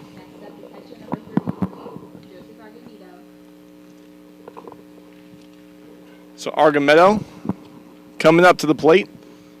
No hits on the day. 0 for 2. He's called a good game. One of the most active catchers behind the plate. Even if there's nobody on base, he's going to stop every ball in the dirt. This one gets away from the catcher, Ole. But Rubio hesitated just too much and didn't have time to take off. He's only a couple of steps off of first. So Ole would have had a good chance should he have decided to go. So smart play by Rubio, deciding to stay back. The count is 1-0 to Argamedo. And Ole's going to go out and talk to Lewis. Ole a little bit concerned with how Lewis has been throwing. He's thrown a couple in the dirt the last few batters. Lewis likes to live in that low and away zone. That's where he's going to make his money. But here he's just missing it low. And that's something you don't want to see. If he's coming in and hitting low and inside, that's fine. Or if he's going low and inside and in the dirt, that's every now and again, that's fine too. But when he's missing low and away from a low and away spot, that shows you he doesn't want to come in on hitters. That's not what you want to see. You can't be afraid to make mistakes. Big swing and a miss, 1-1 the count. So after the meeting, fires right back at that low and outside corner and gets his first strike of the at-bat.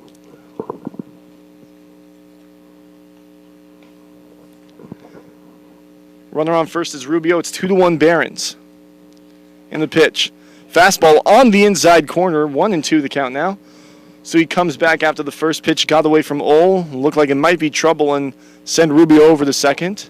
But since then he's thrown through 2 straight strikes. Now has a lot of room to work with. He can throw some junk or try to finish him off. The wide stance from Argomedo. The 1-2 pitch. Down low with the changeup. 2-2. Head coach Tiger Peterson encouraging Lewis, trying to get him to strike him out on this pitch. Do not want to get it to a full count scenario. And at that point, they just have to wait and they can battle. Swing and a miss. It's in the dirt. Ole's gonna get it and fire on over to first. The drop third strike. No harm, no foul. So Lewis allows his first hit, but nothing doing there. No runs on 1 hit, nobody left on base. We head to the bottom of the 6th. It's still 2-1 Barons. Riptide trying to come back in this one. We'll be right back on the Orange County Riptide Network.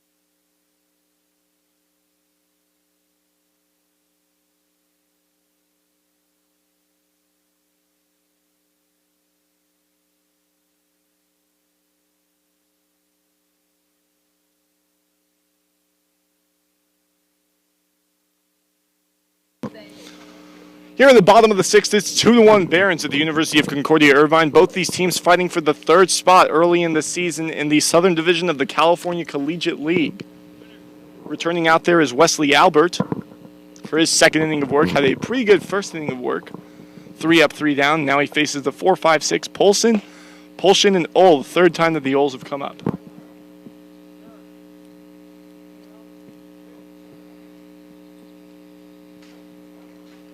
There's a batting donut out there on the field. The umpire not liking that, wants the Barons to get it. First pitch was a strike, and the second pitch was in the dirt. Count is even at 1.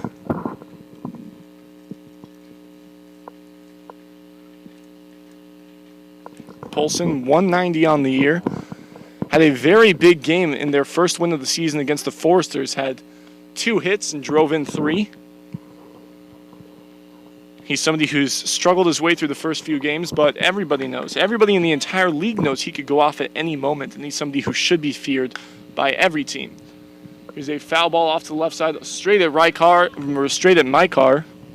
But I did not hear a ding, so when I get back to my car later today, we'll see if I'm going to be crying or not. 1-2 the count to Polson. On deck waits Polshin. Polshin 2 for 2, scored the only run for the Riptide. And the pitch. Down low in the dirt with the fastball. 2-2. Albert loves to live with that fastball. That's his main pitch. He's got a 4-seam and a 2-seam. And other than that, pretty much just has a slider. Has a changeup, but only throws it about 2% of the time. And the pitch down low, ball 3, count is full. That was another fastball. And right here is when I like to see that changeup. My philosophy has always been the 3-2 changeup. Pitch set up, and it's popped up on the left side of the infield. Garcia underneath it. And Polson slams his bat down. He's 1 for 3 on the day now. So 1 out is going to bring up Polson. This is exactly how the 4th inning went underway. Polson flew out to the center fielder, Edier. And then Polson Polson doubled, actually. And here he lines this one down the line. That's going to be fair, and this might be another one. They're going to send him, and they're going to test the arm of Garner in left, and he's going to be in there sliding. I'm not trying to say I'm a fortune teller. I'm just saying I sort of called it. So exactly how the 4th inning got underway. Polson a double after Polson got out. And now Polson 3 for 3 on the day. In fact, before today, he had no extra base hits, and today, 2 doubles. So he's going to be proud of that. Up for player of the game should the Riptide come back in this one. They were down 2-0 at one point. That was in the 3rd. Now in the 6th, it's 2-1. First pitch to Ull. Swing and a miss on the fastball at the knees. 0-1. Polson after today, he is 7 of 15, just below 500, and has an on-base percentage close to 600. So Polson has been the man for the Riptide thus far, along with Wagaman, who just got drafted, and David Miranda, who's not here today. David Miranda currently 3rd in California Collegiate League in RBIs with 9. 1-1 the count to Ull. He has 9, second place has 10, and first place has a whopping 15.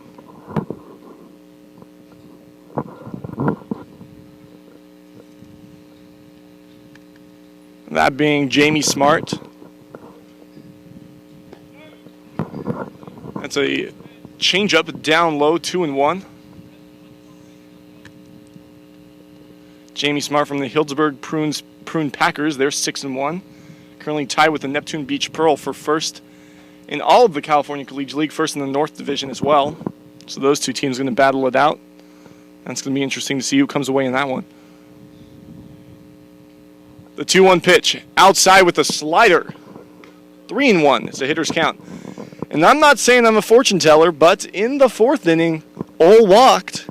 And now we find ourselves at 3-1. So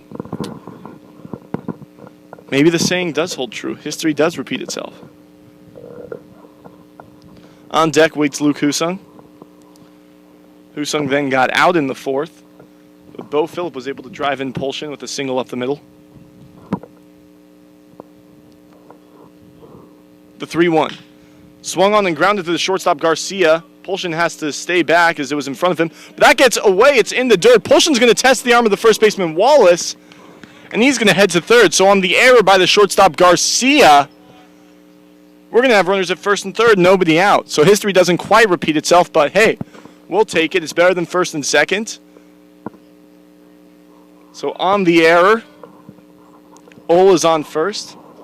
Actually hit Ull. And if it didn't hit Ull, who was running past first base, Polson might have been able to score. The catcher, Argumedo, not backing it up. So it could have gotten to the wall, and Polson has good wheels for a first baseman. He was off immediately, and he might have been able to score. Right now, 1st and 3rd, Argumedo going out and talking to his man Albert on the mound. After a pretty stellar 1st inning of work, having trouble. Only 1 away, runners at 1st and 2nd. Ull has good wheels. We'll see if there's any 31 shenanigans going on right now. We're in the bottom of the 6th. 1 run on 6 hits and an error for the Riptide. 2 runs on 3 hits and an error for the Barons. Here Husung pops it up down the 3rd base line. Dropped in foul territory. by the shortstop Garcia, and man, might have been lucky. That might have been actually good for the Barons. Garcia, if he had caught that, Polshin was getting ready to tag, and that might have scored him and tied this game up. Instead, Husung is going to face a 0-1 count, and the runners will remain at first and third. Garcia looked like he did want to catch it. Didn't seem like he was going to drop it on purpose. But Garcia doesn't have the greatest arm, but does have an accurate arm. Albeit he did just make an error, but that's not typical of him. The runners at first and third are Polshin and Ol. Polshin on third, Ol at first. 0-1 the count to Husung. 0 for 2 on the day. He takes a fastball low and outside. 1-1 the count is even.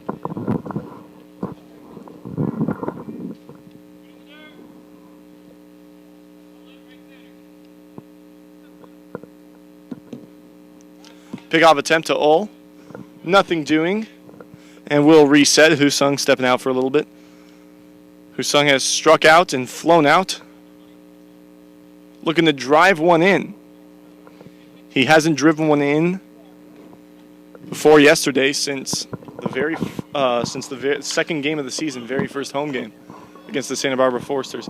Here he pops this one up. It's on the infield, and the catcher Argamedo is going to make the catch in foul territory. Now with two away, it lies on the shoulders of Bo Phillip once again, who has the only RBI in this contest.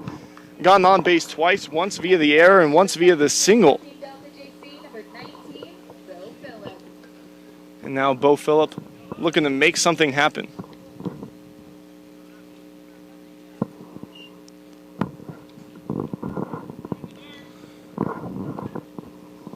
Albert looking to work his way out of a jam. First and third, one out. Now there's two away.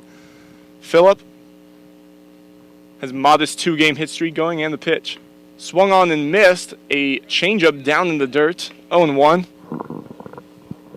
So Phillip, just like the rest of the crowd and maybe even the rest of the Riptide dugout, expecting the fastball on the first pitch.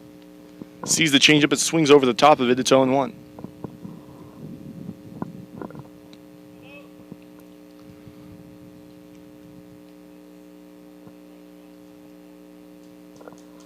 And Albert taking a long time to decide on his pitch there.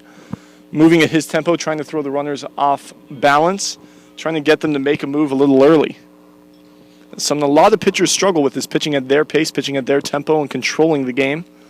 Albert does not seemingly have that. There's a fastball, pretty much the same ball as the changeup, swung over the top once again by Phillip. It's 0-2 now.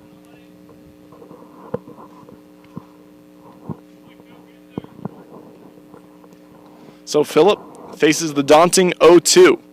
We'll see if Cooper takes off here. I doubt it, as if Phillip, he does take off, and he fouls this one off to the right side, right in front of the Barons bullpen, dugout, excuse me. Count will remain 0-2, and Cooper will head back to first.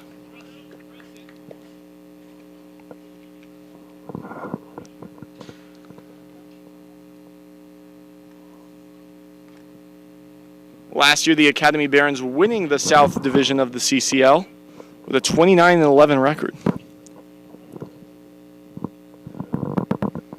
And once again, Albert taking his time, being very patient.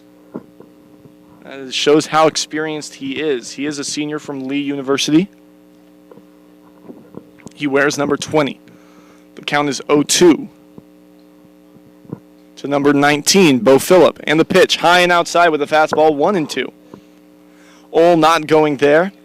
And Albert seemingly a little bit worried about Ol over there at first, trying to get him to jump a little early, and then he's going to step off and fire on over to second. That's what he's trying to do, taking his time. Ol, as I mentioned earlier, 7 stolen bases in his freshman year. And there he takes off. Swung on and fouled off to the left side. Just a little dribbler into the staple of Tiger Peterson. Count will remain 1-2.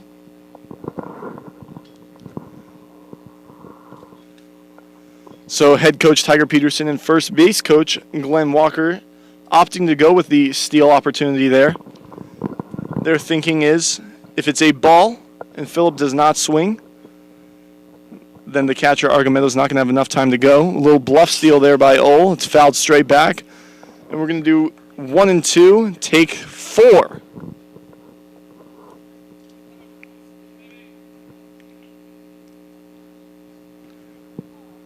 What they're thinking is if it's a ball, Argumento's not going to have enough time to get out of the squat and fire on over to second. Ole's going to be safe. And if it is a strike, it doesn't matter. Here's a high, deep fly ball into the left center field gap. That's going to drop. It's off the wall on one hop. They're going to send Ole around, and he is going to score. And it is going to be a 3-2 ball game. The Riptide take their lead for the first time. A double by Bo Phillip. He now has 3 RBI on the game and the 2 biggest hits for Orange County in this one.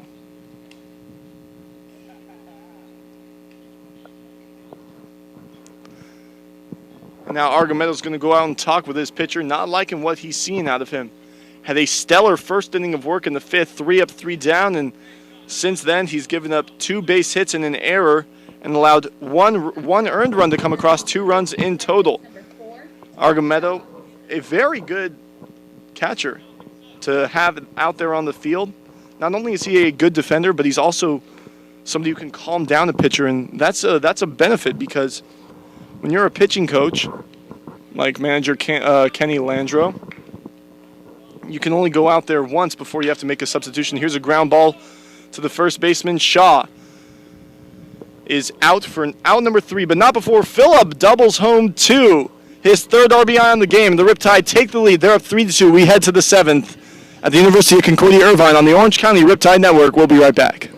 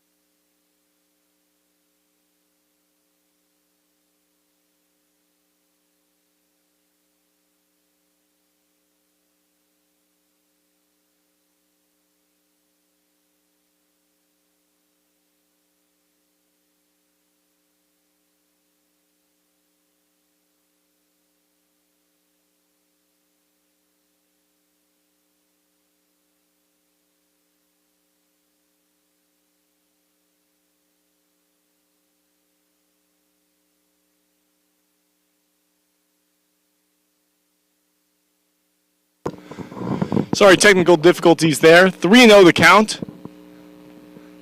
Blair Lewis returning out there for his 4th inning of work, and he has been lights out since coming in for the starter Jordan Dosey. It was just a matter of time. Blair Lewis just getting a little more lucky on his batting average on balls in play, but here he throws a 4-pitch walk to Evan Mason. First walk issued by Lewis. And it's going to be 1 on, nobody out. The bullpen is going for the Riptide, and Tiger Peterson's going to go out and talk to his man Lewis on the mound. Out there, Will Tomlinson is warming up. Will Tomlinson, one of the standout pitchers in the CCL, currently second in the league in ERA. His ERA, 3 zeros up there. Only person he trails is Daniel Vasquez of the Santa Barbara Foresters, and the only reason he trails him is because Tomlinson has thrown 7 innings and Vasquez has thrown 8.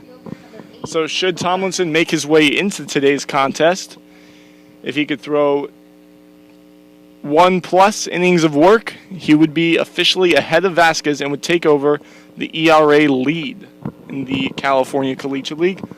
With nobody out and a runner on first, that's Mason. Up to bat comes Garner, who check swings and fouls off the first pitch. 0-1. Lewis, in his 3+ innings of work thus far, has given up 1 hit and the 1 walk we just saw.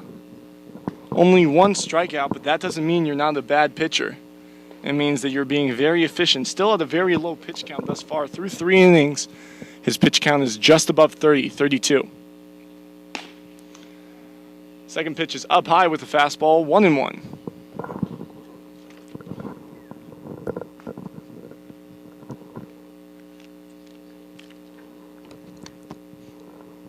Lewis toes the rubber, out of the stretch. He delivers. Swung on the line down the right field line, but slicing foul. Lucky for the Riptide. That could have been trouble. Mason has great legs. And should that have been fair, he likely would have gotten his way around the bases. He was off immediately. Mason, one of the most passionate players on this Academy Barons team.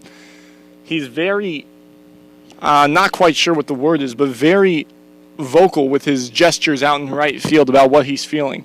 There have been a couple questionable balls and strikes calls, and he just puts up his arms and circles around. Big swing and a miss. Lewis got Garner swinging. Grab some pine. So with the 1 away now and the runner on first, it's going to bring up the designated hitter, Jesse Hayes. Hayes going through an 0 for right now. He's 0 for 3.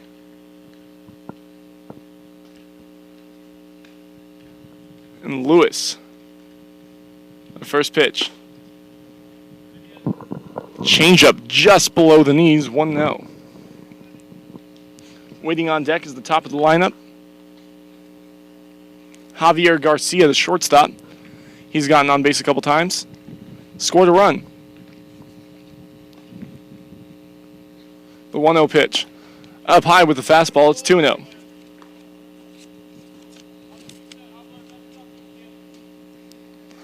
So Blair Lewis, through his last 2 innings, or his last 1 1/3, I should say, he started looking a little bit shaky. He is a reliever. Doesn't quite have the stamina of a starter. And he's possibly going 4 innings today. Count is 3-0 now to Hayes. And it's likely that Hayes will just be taking here. Lewis having difficulty controlling himself. And it looks like Tiger Peterson's calling for a lefty. Should Lewis walk Hayes? And the 3-0 pitch. In there, low and outside corner with a fastball. 3-1.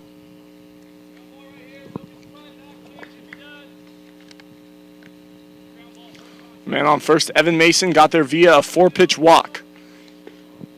He avoided it to Hayes. Now looking to get the second strike of the at-bat. But he does not. A fastball runs low and inside, and that's going to walk Hayes and put runners at first and second. Now Peterson's going to go out there, and they're going to switch pitchers.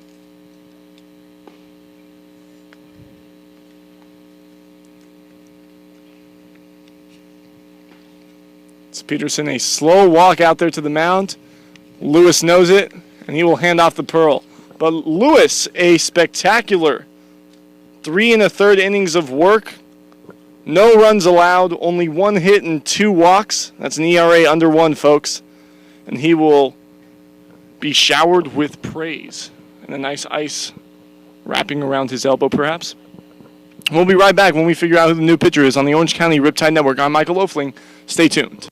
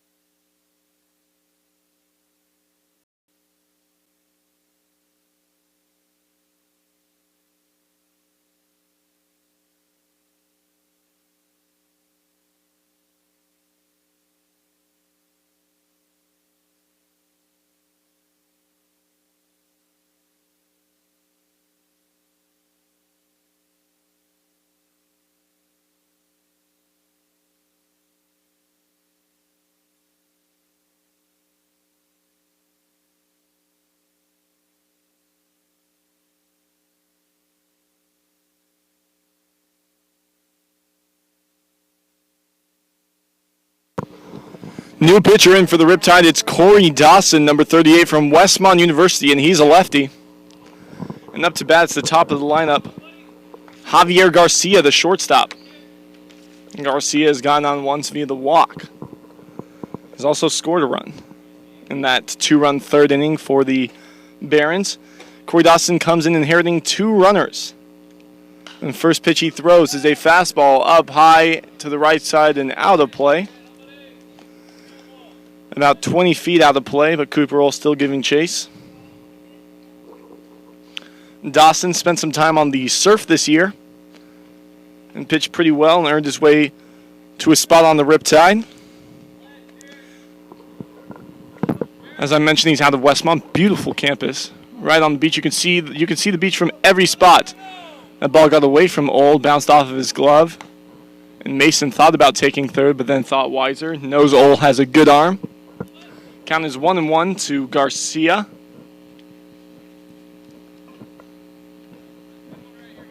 The only thing I don't like about Westmont's campus is that pretty much the whole thing is a hill. The 1-1 pitch, a fastball inside 2-1. You have to walk uphill to get anywhere. And they have a rule where you have to live on campus all 4 years, and all the classes are downhill. So anytime you want to go back to your place, it's an uphill walk. They must all have amazing calves. Big cut, swing and a miss. 2-2, the count is even. I have a couple good friends that go there. They have a pretty good baseball program. And they have a good PA crew. Double steal here. He gets fouled off straight back. Evan Mason will return to second. They have a pretty good PA crew over there at Westmont, and they like to mess with their players. Corey was telling me about this one time when he was on the mound and he was warming up, so he didn't really hear it, but his mom was there, and they said the PA crew were good friends with him, and they gave away all of his information, his room number, his phone number, and everything. And he said after the game he got a lot of texts from everybody at the field, and he had no idea why until his mom told him. The 2-2 is popped straight up. Ole has a beat on it. It's going to be a tough play, does the pop-up dance, and makes the catch for out number 2. So Dawson comes in and gets the second out of the inning, his first out. And that makes things a lot easier. Now with 2 outs, the runners at first and second. Only a single will score them. They're going to be running on contact. And it's going to be the second baseman, Caleb Squire.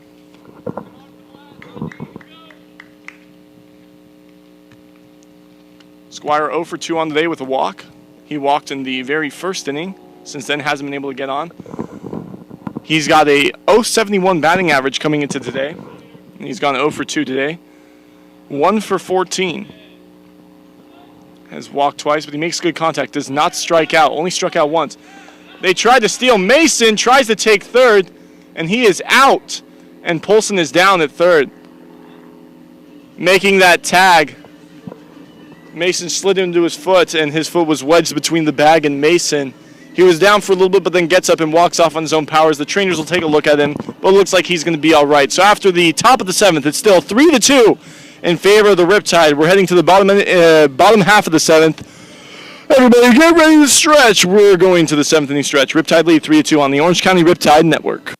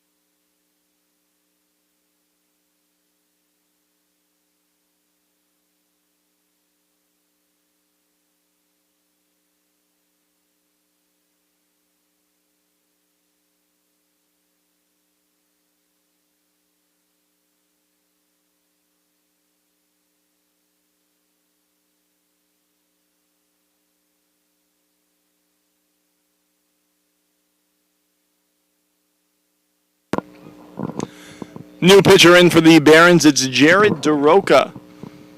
DeRoca from El Camino Junior College. He's a lefty from Torrance, California. 5'10", 150. Don't let that fool you. He's actually a huge strikeout guy. In his one appearance, he went 3 innings and struck out 5. So he can get you. He's going to face the top of the lineup for the Riptide. Greenfield, Proctor, and Fletcher. Only one of those 3 to get a hit today is Proctor. He had a double. First pitch, down low from DeRoca. 1-0. Greenfield, as I've mentioned, very patient at the plate. Will not swing at anything he doesn't like. The 1-0. Outside, 2-0 with a fastball. 3-2 Riptide. They were down 2-0 after the third. In the bottom of the fourth, they got a run off a single from Phillip, which scored Polshin. And then next time he came around, the bottom of the 6th, he got a double, which drove in 2.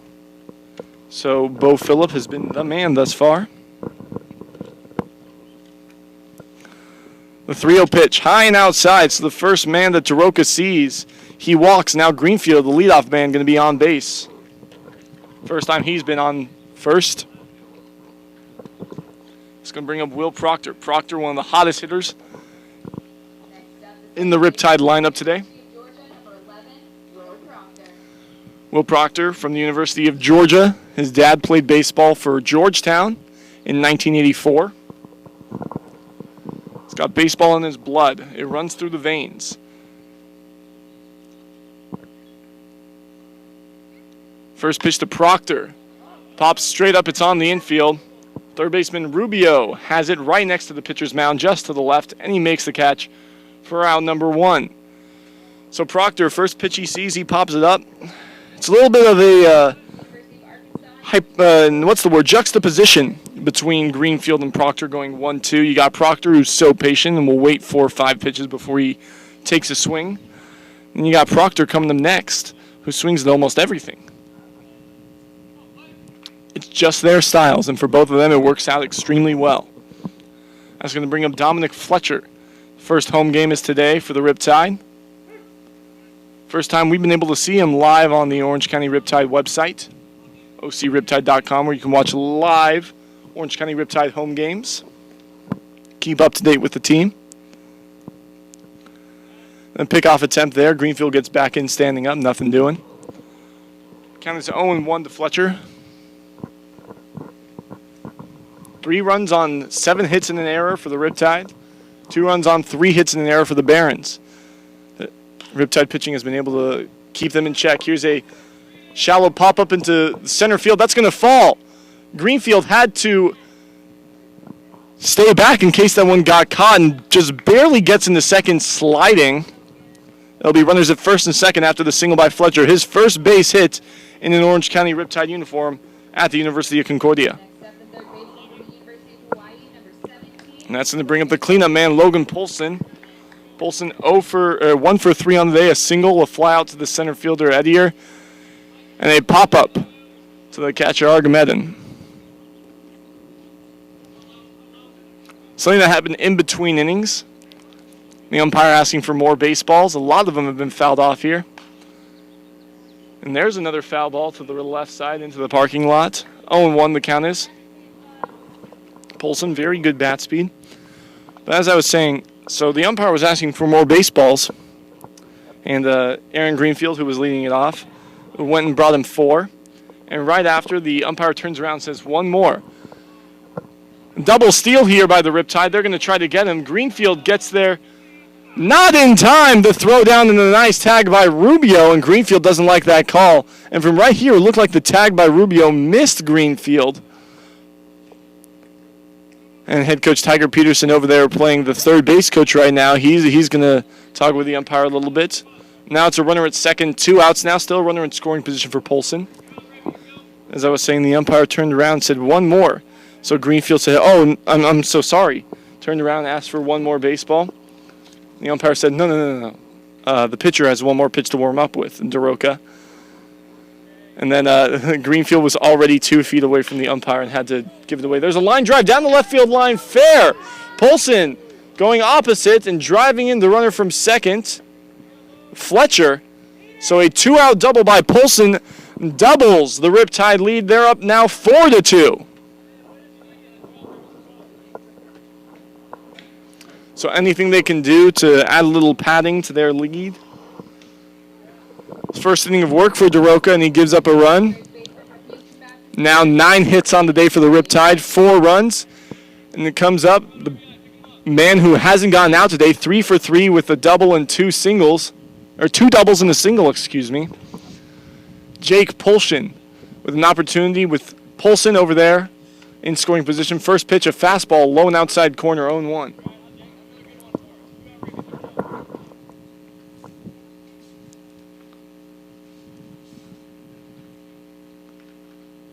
Daroka's only made 1 appearance on the year. As I mentioned, he pitched 3 innings, gave up 1 run. It was unearned. Only 1 hit and 1 walk for a whip of .667. So he has been pretty phenomenal in his 1 inning. But right now, the Riptide getting the better of him. The 0-1 pitch, a slider, the big hammer, drops in there, low and outside corner, 0-2. Polshin, one of those rare hitters who low is actually where he likes the ball. Likes to be able to extend his hands. The 0-2.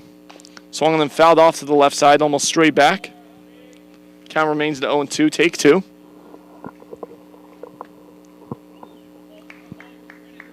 On deck waits Cooper Roll, the catcher. He's got his gear on. Anticipating 0-2 the count and the pitch. Swung on a high chopper to the second baseman. And he gets it on a nice play, a tricky hop. Squire tosses on over to first. Wallace gathers it for out number 3. So Polshin retired for the first time, now 3 for 4. But not before. Polshin, a 2-out opposite field double. Drives in Fletcher. First run for Fletcher. They're up 4-2 on the Orange County Riptide Network. I'm Michael Oefling. Stay tuned.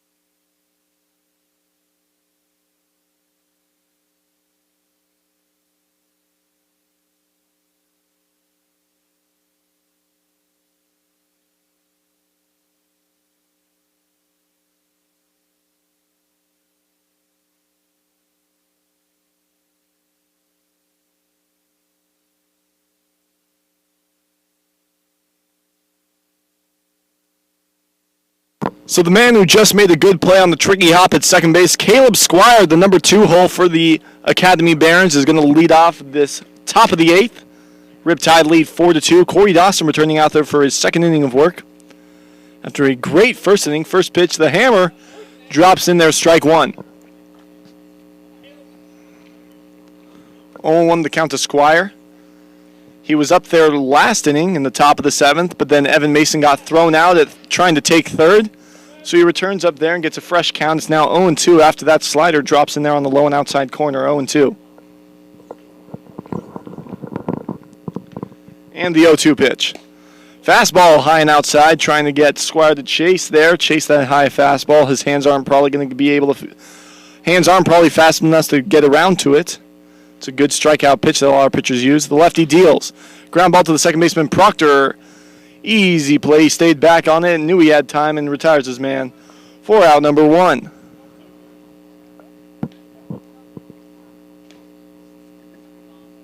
up, the center fielder, number 2, Trevor Ettier. I was going to bring up the center fielder, Trevor Ettier. And Tiger Peterson is going to go out to the mound, and it looks like they're going to bring in a new pitcher. And it looks like the man, the myth, the legend, Will Tomlinson is going to head back out. He has been lights out all season and will look to secure this game with 1 out here in the 8th. We'll be right back as Tomlinson warms up on the Orange County Riptide Network. I'm Michael Oefling. Stay tuned.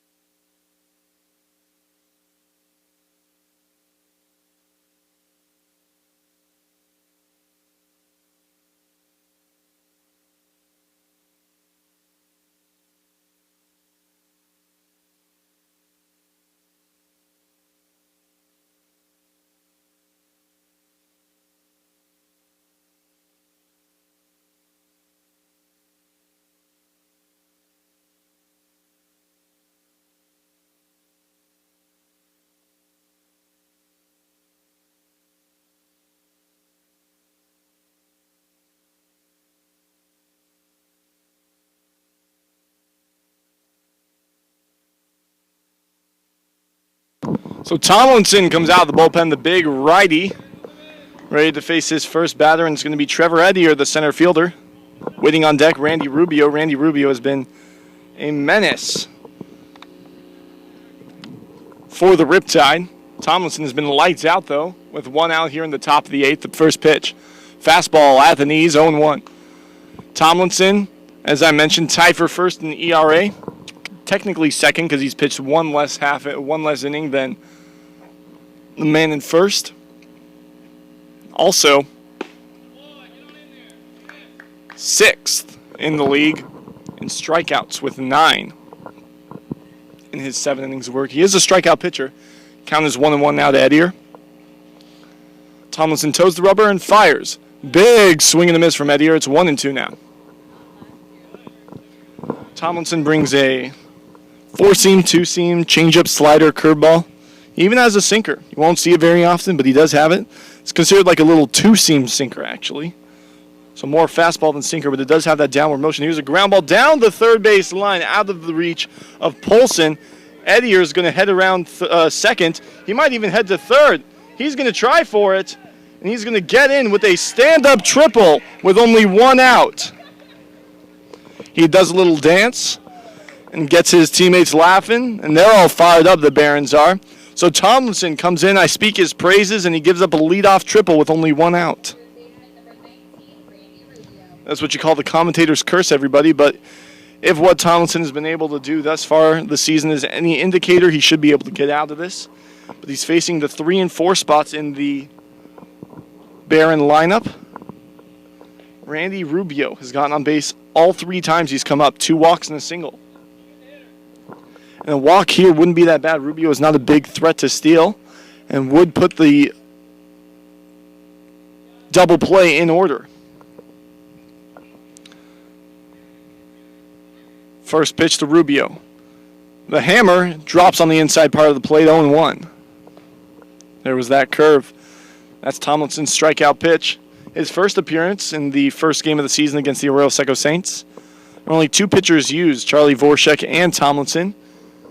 Tomlinson came in the 6th, pitched 3 innings. And the 0-1 gets away from Ole. That pass ball is going to score Edier from third. And it's going to be 3-4. So on the pass ball, another unearned run for Tomlinson. Well, we're yet to see if that's earned or unearned. If either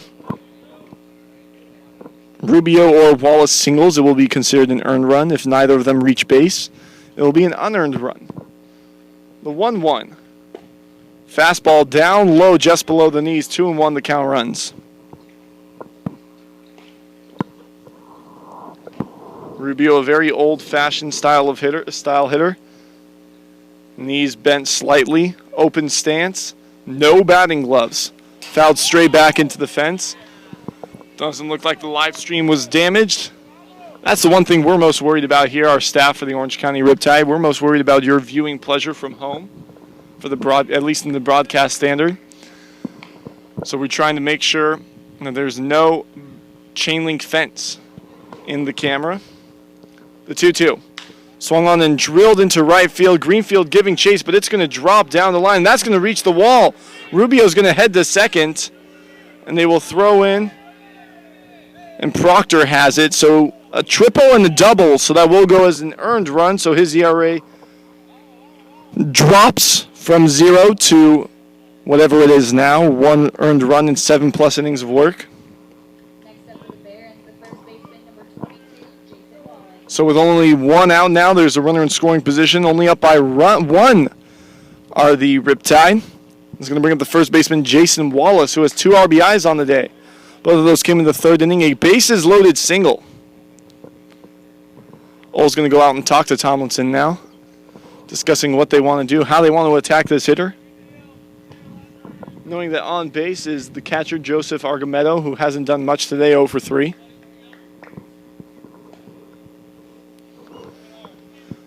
The starter, Jordan Dosey, came in, gave up 2 runs, 1 of them earned in 3 innings. Then came in Blair Lewis, and he was absolutely lights out through his 3 innings of work. Then came Corey Dawson, the lefty.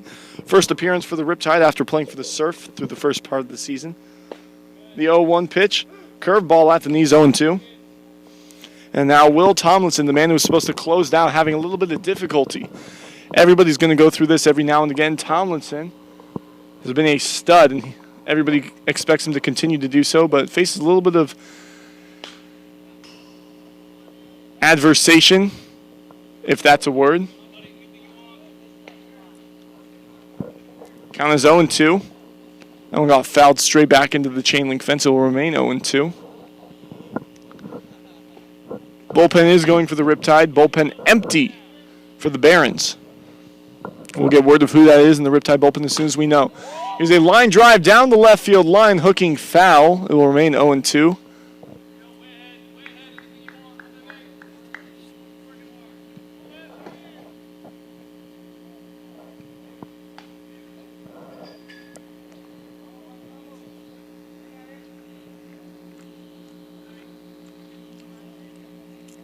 Here in the top of the 8th, it's 3-4 in favor of the home team Riptide. And the 0-2, the hammer. Wallace thought that was inside, but he got him looking. Grab some pine, Wallace. And that's going to bring up the catcher, Argumedo, now with 2 away. There is a runner at second, but it's not really what Tomlinson is worried about. So Tomlinson comes in, gives up a run unearned. It is earned after the double by Rubio. Argumedo, the very wide stance, puts his back foot on the right side toward the plate, and his left foot and the front foot almost on the other side of the batter's box. First pitch was a fastball on the corner, 0-1. And the second pitch is a slider that dips low and outside of the zone. 1-1, the count is even.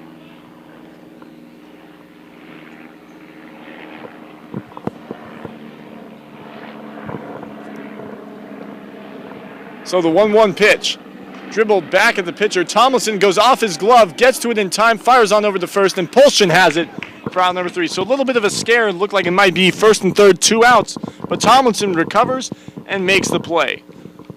So 1 run on 2 hits, 1 man left on base.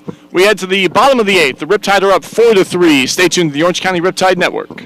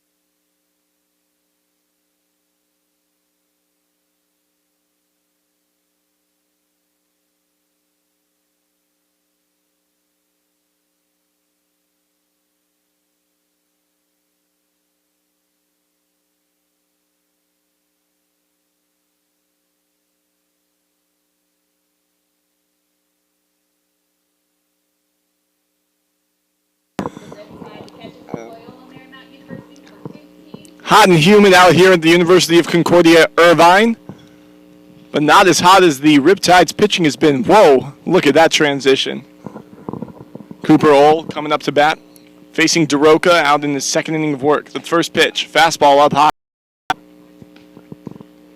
Ole has gotten on base and scored one of the 4 Riptide runs. Yesterday, he had a huge game against the Oaks. In fact, he had 3 hits and scored 4 runs.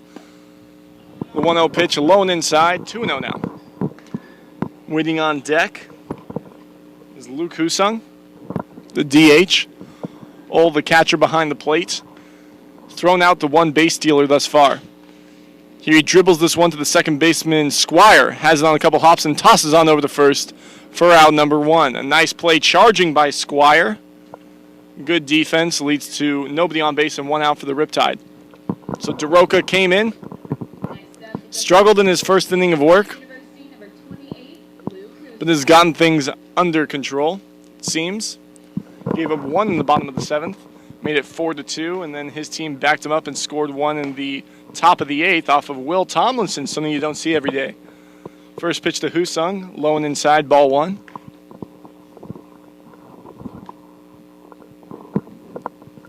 Awaiting the 1-0 pitch. He delivers. Slider stays outside, 2-0. Trying to backdoor that one, trying to start it outside and then make it fall into the strike zone. A lot of hitters won't swing at that. It's a good way to get ahead of hitters early in the count. Third pitch, another slider that goes inside. That time he tried to backdoor it, starts in the strike zone and falls out of the strike zone, trying to get the hitter to swing over the top of it and roll over. Husung being very patient, the 3-0. Fastball on the outside corner, 3-1.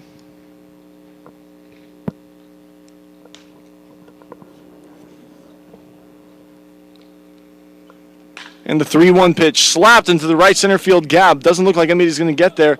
And it is going to bounce up and over the wall. A ground rule double for Luke Husung. So you wonder why Husung is in the lineup every day, because he has got power and he uses it effectively there. Puts a runner in scoring position with 1 out.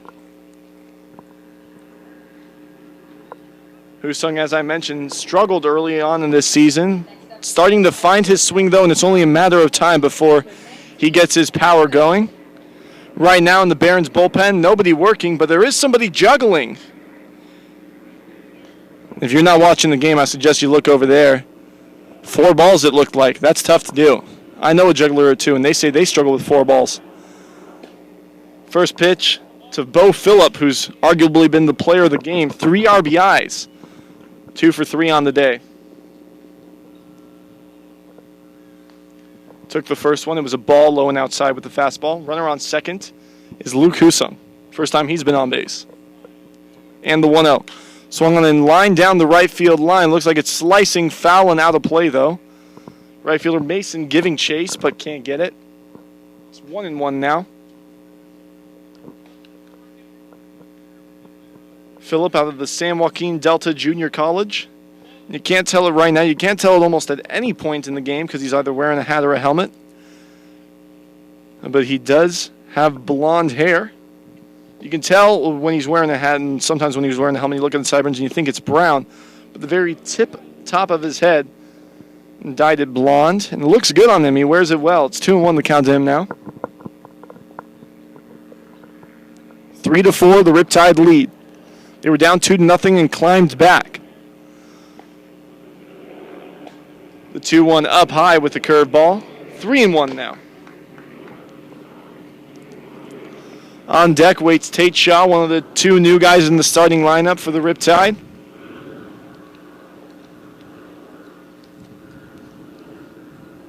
Making his first home appearance in a Riptide jersey. Phillip takes that one. Is low and inside. Ball 4. It's going to be runners at first and second with only 1 away for Tate Shaw.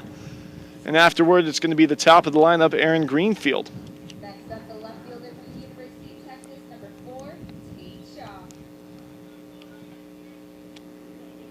So here comes Shaw. Shaw yet to reach base, but looking to do some damage here. An extra base hit would likely score 2.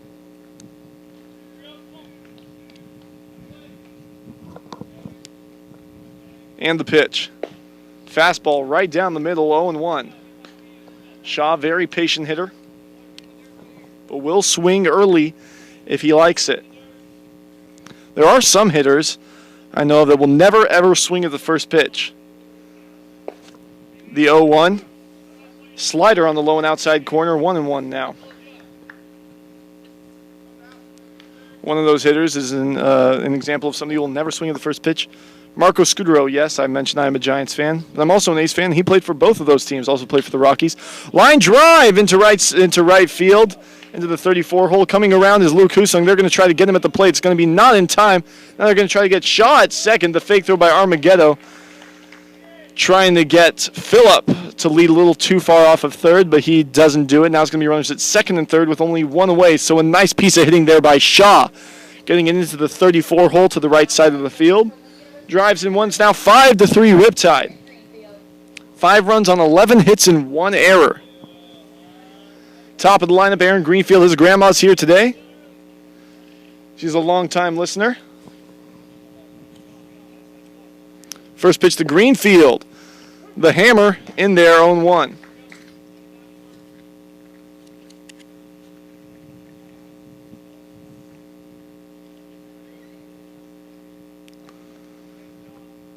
Greenfield gotten on base once today. The 0-1 pitch. Big cut. Swing and a miss, 0-2. 2 runners in scoring position. It's Bo Phillip at third and Tate Shaw at second. That was Shaw's first hit of the game. Greenfield looking to drive home 2. 5-3 Riptide. And the pitch. Fastball at the knees. Got him looking. Aaron Greenfield strikes out. So now the baton is passed to Will Proctor. Proctor with a double in this game. He's been one of the hottest hitters in the Riptide lineup. They're looking for their first back-to-back wins of the season, the Riptide are.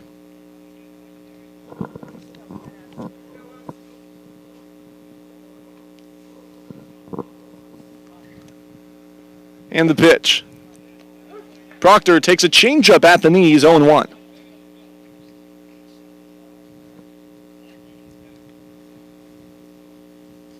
Five to 3 Riptide. 3 runs on 5 hits and 1 error for the Barons. The 0-1 swung on and drilled down the third base line, but foul right in between Peterson and Phillip, the third base coach, and the man running at third. It'll be 0-2. Proctor, a very aggressive hitter, as I like to say about him. But he's so calm. Despite being so aggressive, he can step out of the box and smile about stuff, looks to the crowd, sees some of his family, just smiles at them and shakes his head. The 0-2. In the dirt, 1-2. Got away from Armageddon, but dribbled down the third base line so Phillip can't go. Still in the pitcher's advantage. DeRoca has Proctor right where he wants him.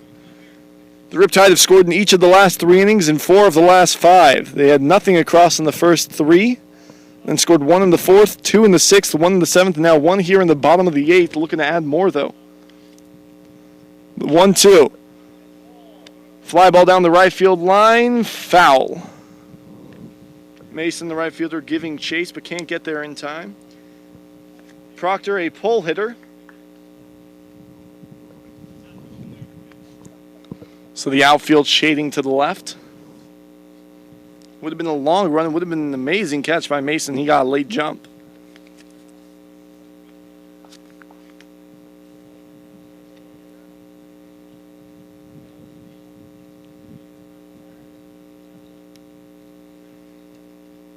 Count is still 1-2, and the pitch. Swung on and drilled a mile high into shallow right center field. Second baseman Squire drifting back, and he can't make the catch. 2 runs are going to come across, and the tag is not in time. Proctor's going to be on second after the E4. But Phillip and Shaw both come across the plate with 2 outs. That error could be very costly for the Barons as the Riptide now lead 7-3. And now arguably the man with the most power in this Riptide lineup, Dominic Fletcher. He has sneaky power. You wouldn't expect it looking at him. But he makes good contact. Not necessarily the strongest or fastest hands on the team, but he's got arguably the best eye of anyone on the Riptide, and they're glad to have him. First pitch. Fastball at the knees, 0-1. Dominic Fletcher is one of those guys who's very unlikely to swing at the first pitch. He hasn't swung at the first pitch in any of his 4 at-bats thus far. He is 1 for 3. And the pitch. A slider on the outside corner. Looked like it was outside from here, but it doesn't matter what I think. It all matters about what the umpire thinks. It's 0-2 now.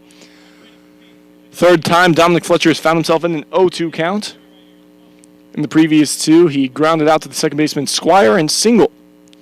Little pop-up just out of the reach of Gomez in shallow center field. Or Garcia, excuse me. And the 0-2 pitch. A 2-seam fastball that stayed outside. 1-2. 2 outs here. In the bottom of the 8th, 3 runs across, 2 of them unearned.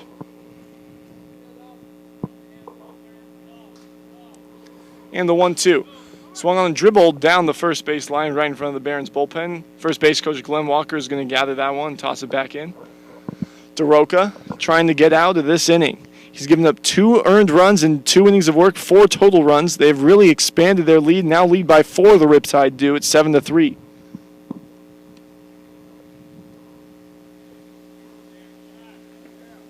And the pickoff attempt, that's going to get Proctor. Proctor was trying to steal there, and they got him. So Proctor gets picked off. A nice move by DeRoca. Proctor was moving on motion from DeRoca. So nothing doing there. 3 runs across. The Riptide leads 7-3 as we head into the top of the 9th. Looks like Tomlinson's going to head back out there and try to get his first save of the season. We'll be right back on the Orange County Riptide Network. I'm Michael Loeffling. Stay tuned.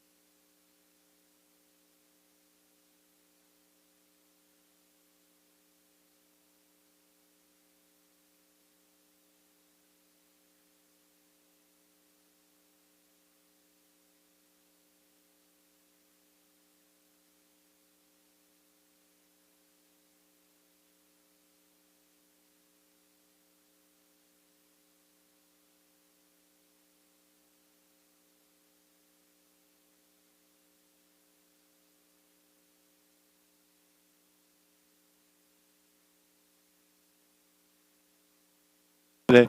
Tomlinson returns out there for the top of the ninth, leading by 4 now. Gave up 1 earned run in the top of the 8th, his first earned run of the year. Now looking to close this one out and get the save. He leads 7-3. First pitch was low and outside, 1-0. And the second pitch on the outside corner with the fastball, 1-1. It's Evan Mason to lead things off in the top of the 9th, the last chance for the Barons. And the 1-1 from Tomlinson. Swung on and drilled down the left field line, foul and out of play. Just beyond the Riptide bullpen.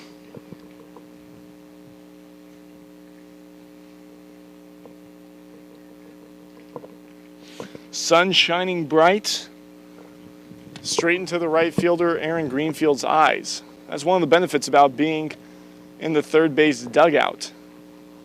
That's why they choose to be in the third base dugout. Here's a line drive into left center field. That's going to be a single for Mason. There's going to be 1 on, nobody out. But one of the reasons they like being in the third base dugout as the home team is because how the sun moves, it's almost always to the left, and meaning it shines into the eyes of the first base dugout. So they get a lot of good shade over there at the third base dugout. And what do they say? They say the sun zaps your energy. So being in the shade really helps in a long 9-inning game. First pitch, grounded into the 56 hole. Polson was playing very close to the line, and the left fielder Shaw has trouble with it. Lets it roll past him, so it's going to be second and third, nobody out. So call that a single and an error, and now there's going to be 2 runners in scoring position for the 9th spot, Jesse Hayes. The Riptide lead by 4, but with nobody out and 2 on, the Barons have something cooking. Not sure what Polson was doing there. He was playing only a couple steps off the line, and that ball wasn't even outside the little hook at third base, the third base grass. And Polson was not able to get it.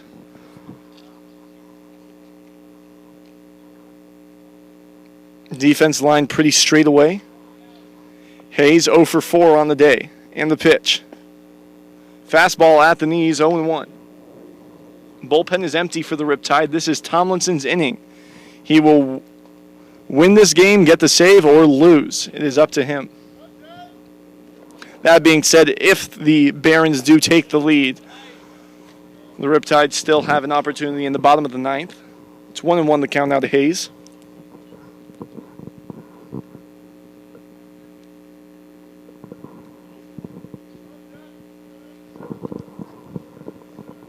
And the 1-1 pitch from Tomlinson, just low below the knees, 2-1.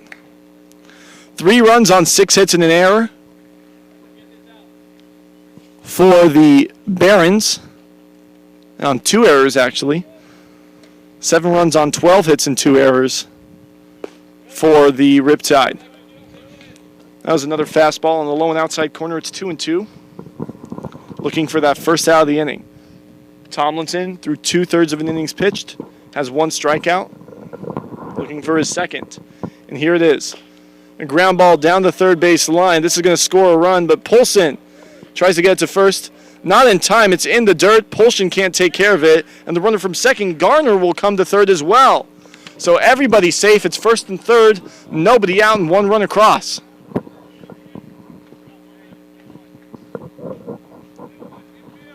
So Tomlinson seemingly untouchable through his first appearances. Now struggling a little bit. That run is unearned. If it wasn't for the error by Shaw on the left, Polson would have just gathered it and stepped on third. There'd be 1 out, and they're going to pinch run. So Hayes coming out of the contest. They want somebody a little bit faster over there. And coming in for him,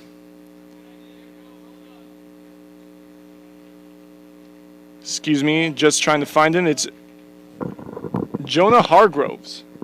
So Hargroves will be on first and take the place of Hayes in the lineup. First pitch to the top of the lineup, Javier Garcia is a strike. It's 0-1.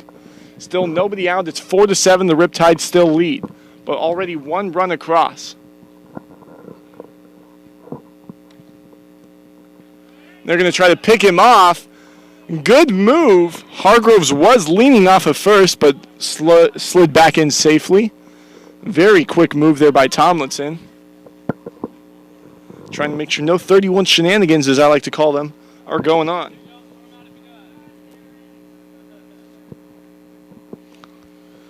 The 0-1 pitch.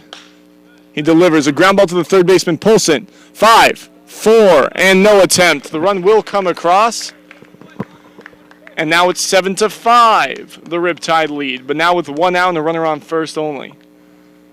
It's going to bring up the number 2 spot. Caleb Squire. Squire yet to reach base via a hit, has gotten on with a walk. The man on first is Garcia. He has wheels. But Tomlinson, as we just saw, has a very quick pickoff move as well. 5-7, the Riptide lead. There's a pickoff attempt. Garcia slides back in safely. No tag attempt from Poulsen.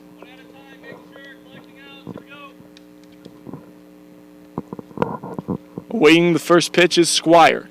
Squire's played some good defense at second base. Another pickoff attempt. This one's much closer, but once again, Garcia slides back in safely.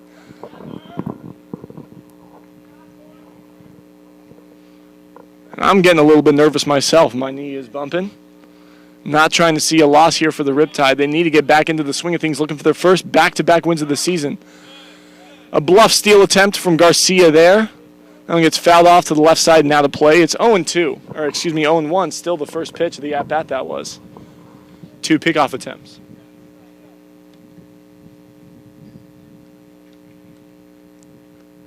Tomlinson looks in. He's been working that slide step. There it is again. Fastball on the outside corner. It's 0-2. Looking for a ground ball. He's going to stay low in that zone, I would assume. Or maybe try to fool him and go up high with a fastball, try to get him to swing, and then leave things up to the man of the 3 spot, Trevor Edier.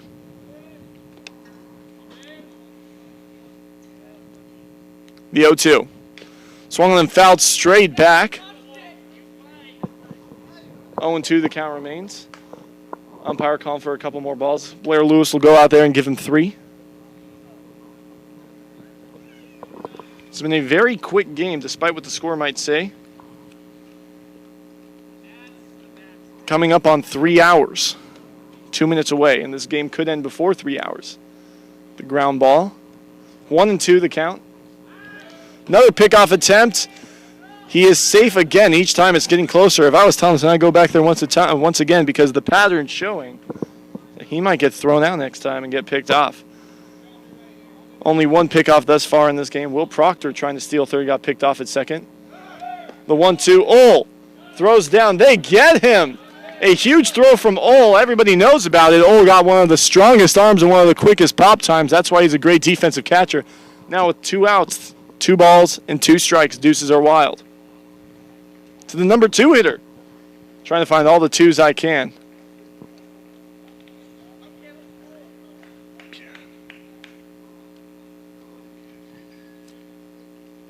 Squire digs in the 2-2 pitch from Tomlinson. Swing and a miss. He struck him out. Squire's going to grab some pine. That will end the game. So the Riptide come in, win their second home game of the season, and win their first back-to-back games of the season. A 15-6 win over the Oaks yesterday, and a 7-5 win over the Academy Barons today. Tomorrow they will head to Compton to face the same Barons team and look for their 3rd straight win. Player of the game, in my opinion, Bo Phillip, 2 for 3, with 3 RBI, really put the team on his back. Riptide wins 7-5, move to 3-4 on the season, and keep their possession of 3rd place in the Southern Division of the California Collegiate League. We'll be back here on Friday for the next home game, but for now, Riptide win. Thanks for watching in. I'm Michael Oefling on the Orange County Riptide Network. Stay tuned for the Orange County Riptide post-game interviews. We'll try to get Bo Phillip and Blair Lewis as we head out. Thank you, and have a great afternoon.